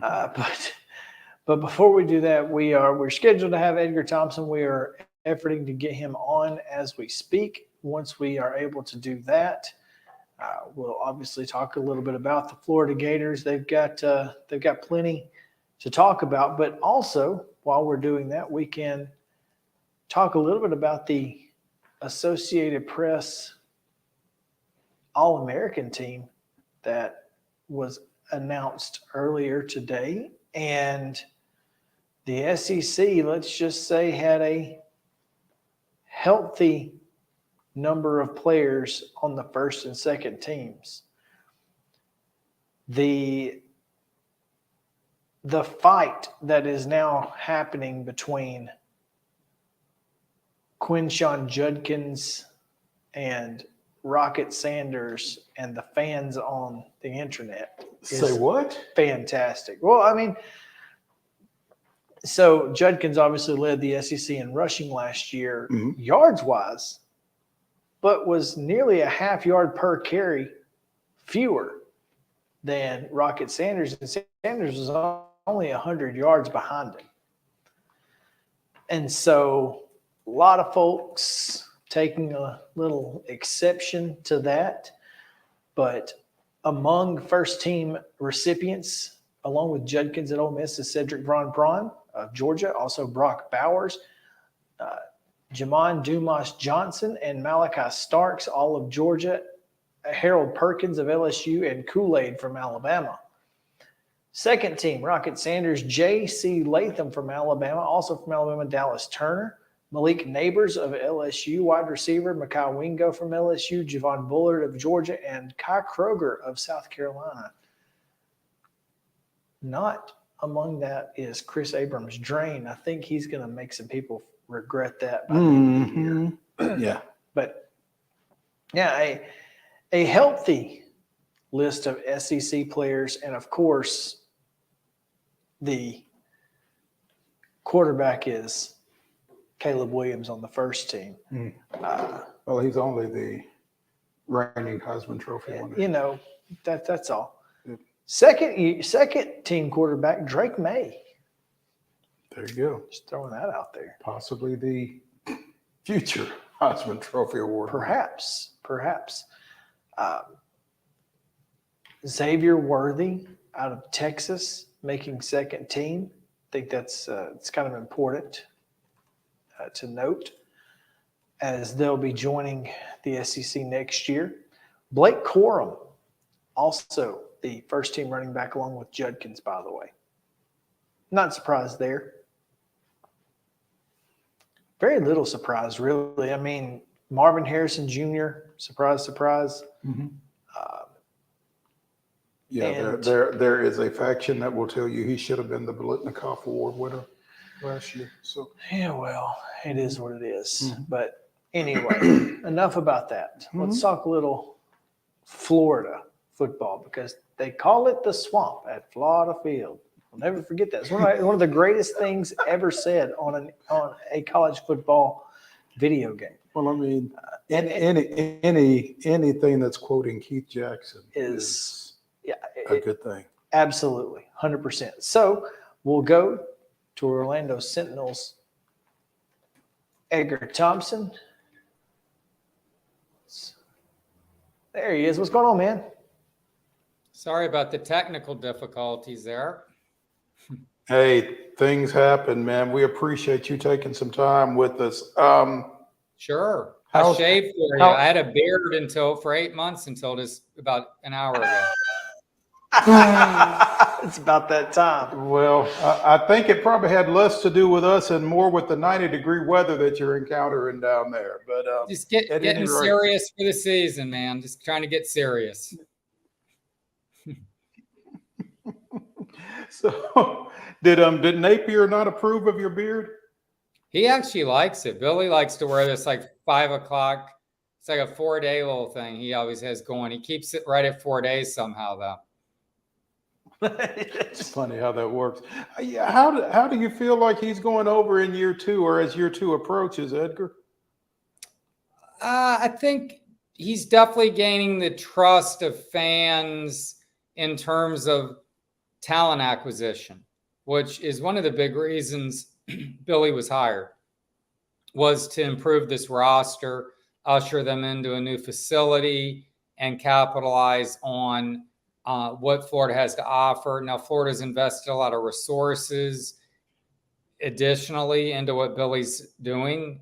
His support staff is immense, and the recruiting budget's been increased. Now, this isn't stuff that Dan Mullen, I think, asked for and wasn't given, but Billy came in here knowing that this is what you need to compete against Georgia, Alabama, and the rest of them to get recruits. And if you look at it right now, 2024 class is third behind Georgia, Ohio State, and ahead of Florida State, Alabama, and LSU. And that's the world you need to live in here at Florida if you're going to build the kind of roster you need to compete. And so that's the big thing, I think, where he's winning fans. The next step is to win them on the field with the product, because last year's product was really inconsistent. There were times where you're like, offensively, they just stalled. You had this great talent in Anthony Richardson. They didn't seem to maximize. Now, plenty of that was an Anthony issue and not just a Billy issue, but people want to see more. And then on the defensive side of the football was a train wreck.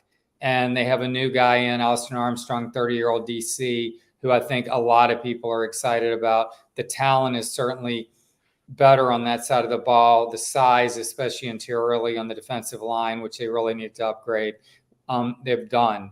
So we'll see where that all goes. They're still razor thin depth-wise, and that's already reared its ugly head just a little bit already. So, you know, a program in a rebuild mode, but I think going in the right direction.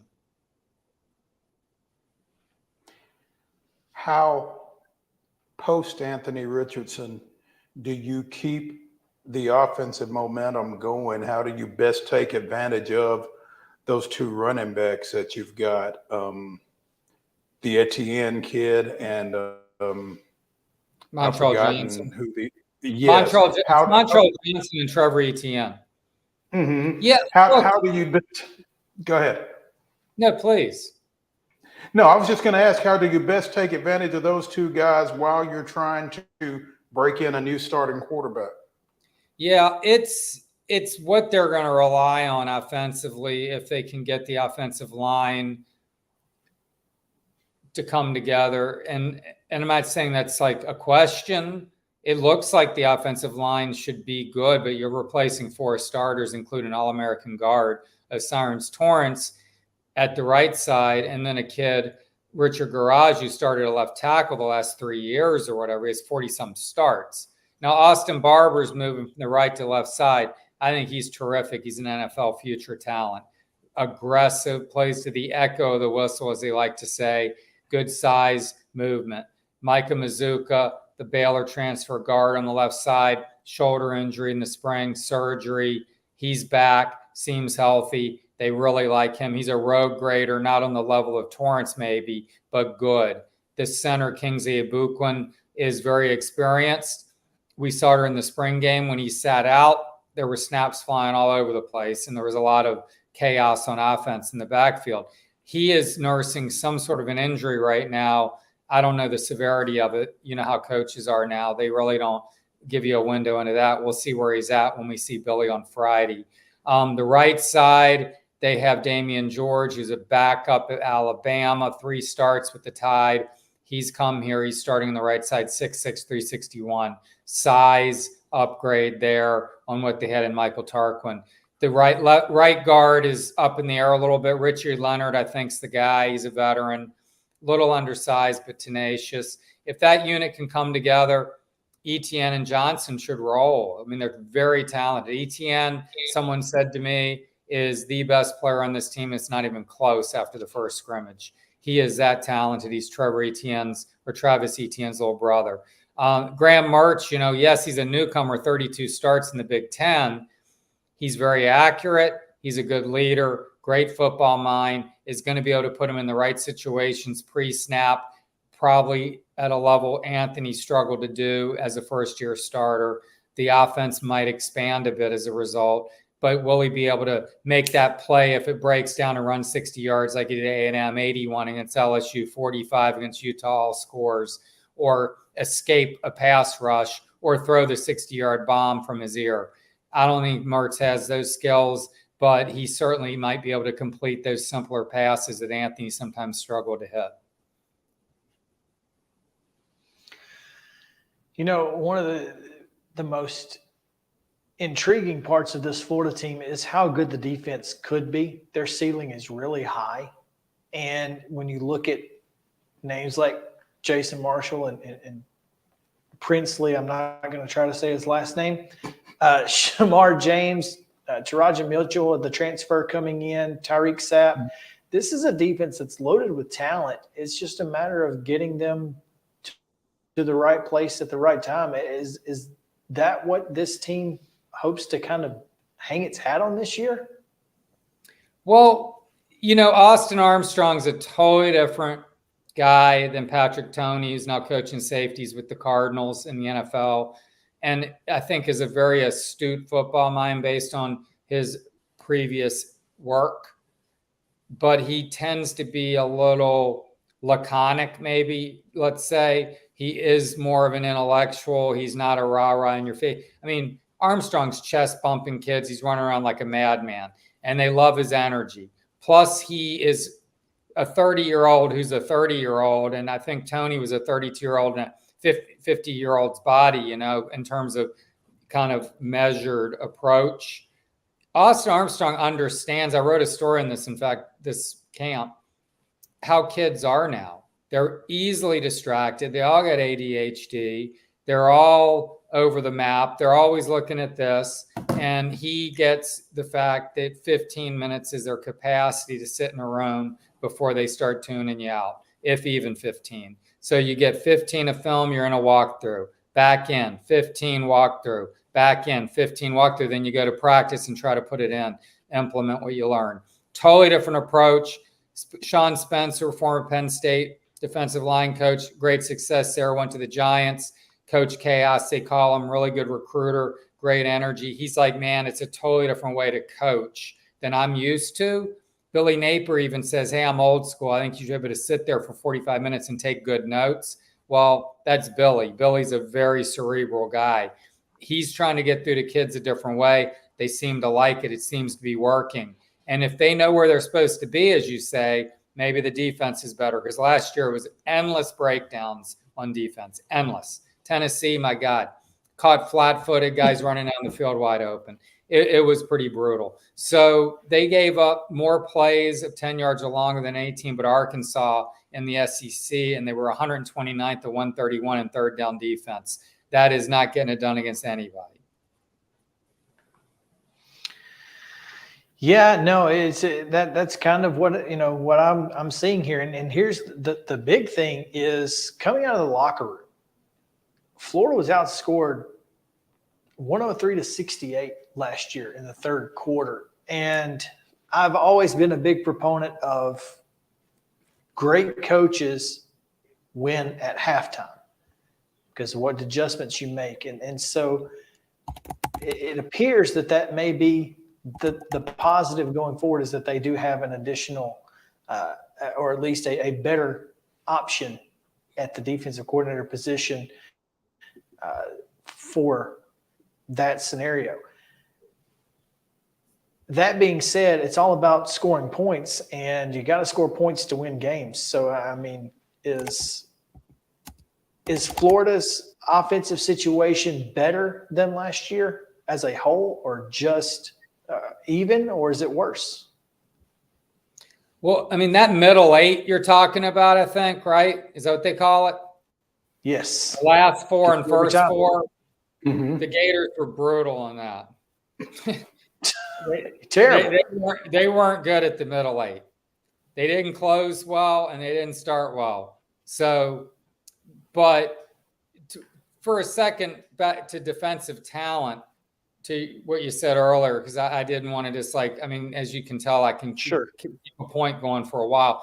I just wanted to, touch on the talent a little bit. They still need a little more depth maybe, but man, they have beefed up. Like I used to be a Bill Parcells kind of guy. I covered the Dolphins, in fact, when he was there, and he was always about build from the middle out. I still think that old school approach matters.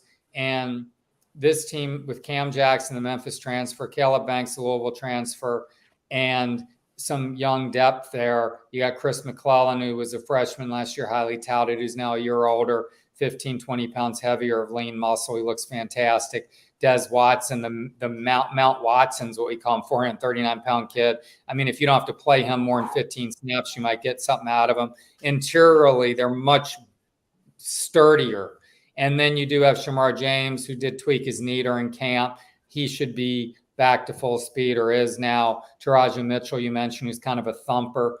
You got other ones. Manny Nunnery's a Houston transfer, looks fantastic. They got a lot of pieces. Derek Wingo. This is all interiorly, I'm saying. Then you go to the back end, you got RJ Moten, the Michigan transfer at safety, who is going to tie it together more. His dad played in the NFL several years. He's a former Gator linebacker in the 80s, Ron.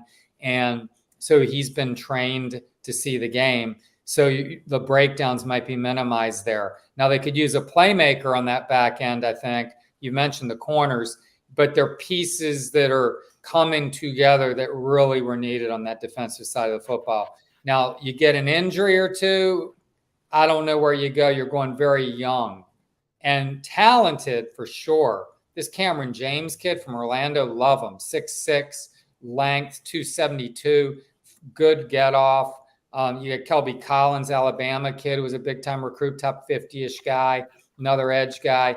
They have a lot of potential, but it's young. So anyway, that was to kind of put a bow on the defense there. Sorry, I interjected there. That's okay.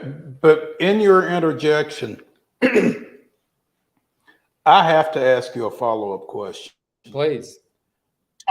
Talk to me about 6'5", 439-pound junior defensive lineman Desmond Watson, who wears number 21.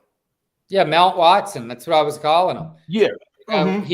He is a massive human being with like some good feet. It's unbelievable watching him move. He just needs to just make the commitment that we all in life, even at our ages, probably have things we're trying to commit to and shift all the time, right?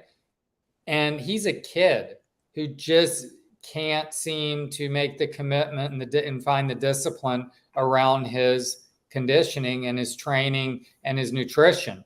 He's a challenge. I don't know all the ins and outs of it, but they want Des a little smaller.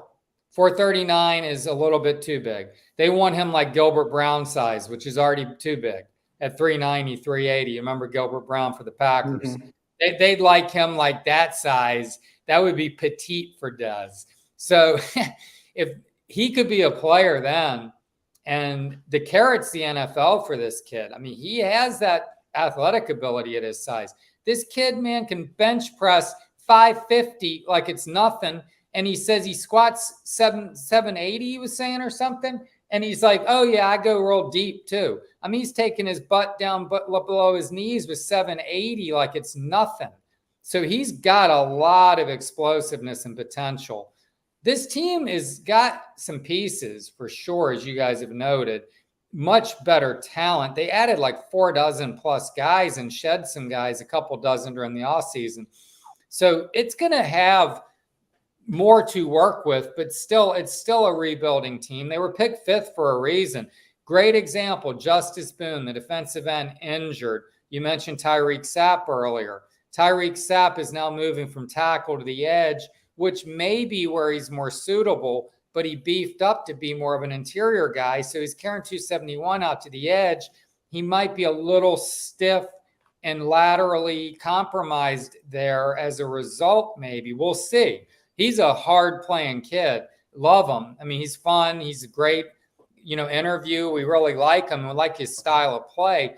But he turned himself into more of a straight line guy. Now he's moving to the edge. So you got to start moving things around on a team that lacks depth sometimes, and you miscast a guy here and there, and then you can have a breakdown here and there, and that can be the difference in a close ball game.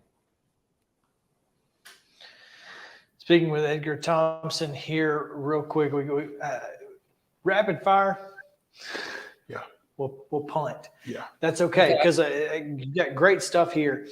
I want to ask you real quick, and Mo, there's always an Alabama connection. This time there's a JSU connection.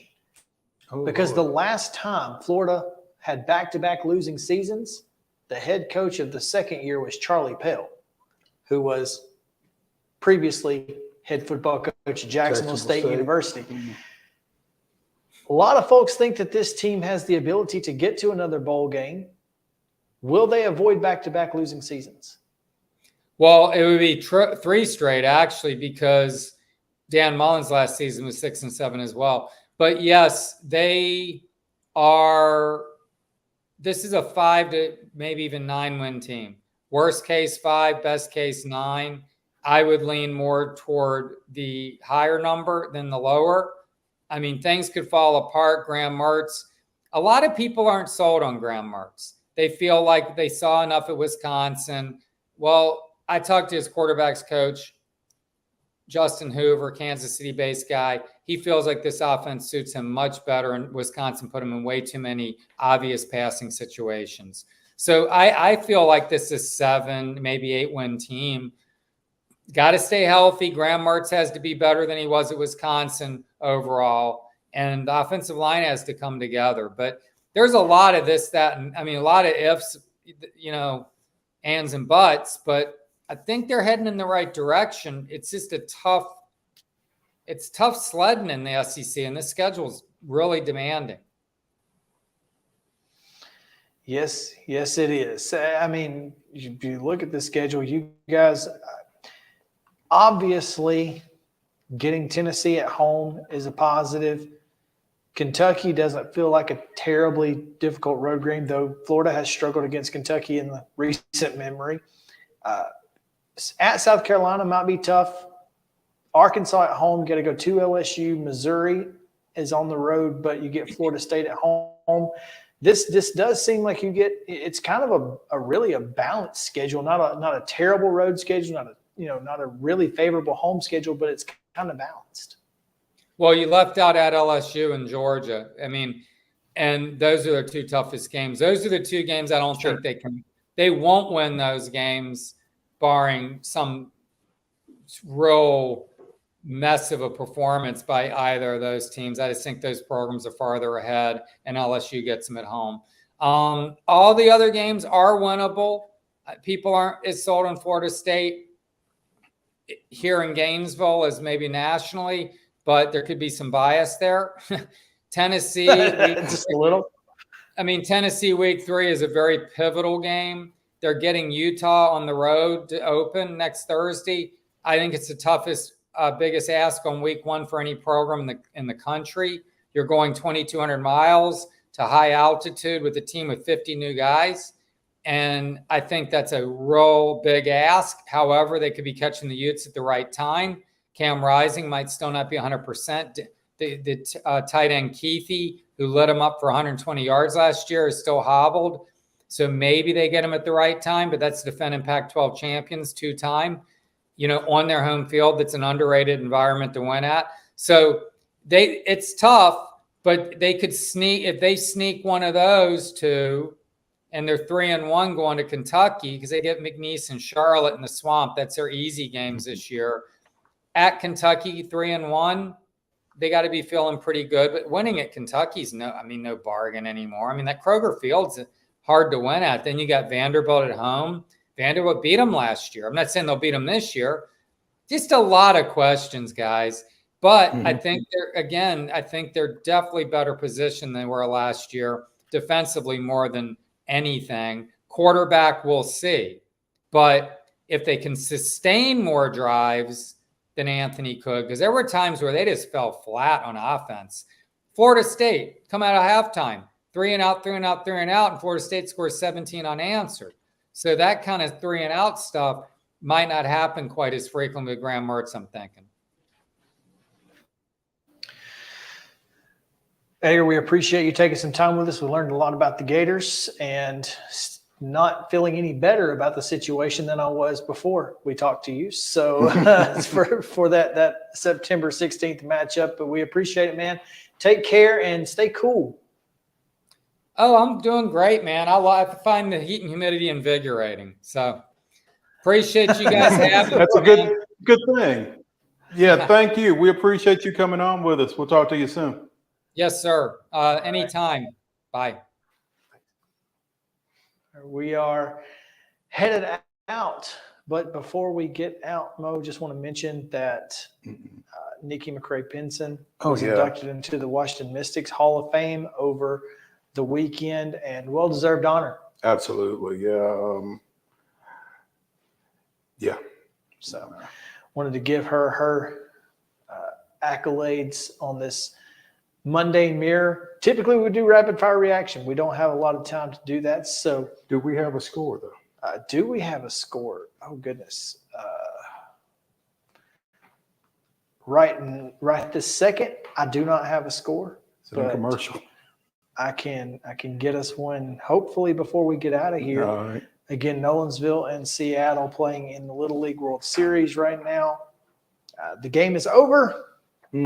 And they're talking to a kid from Seattle. So I'm going to go with not good for Nolensville. Probably not a good sign. So that is unfortunate, but.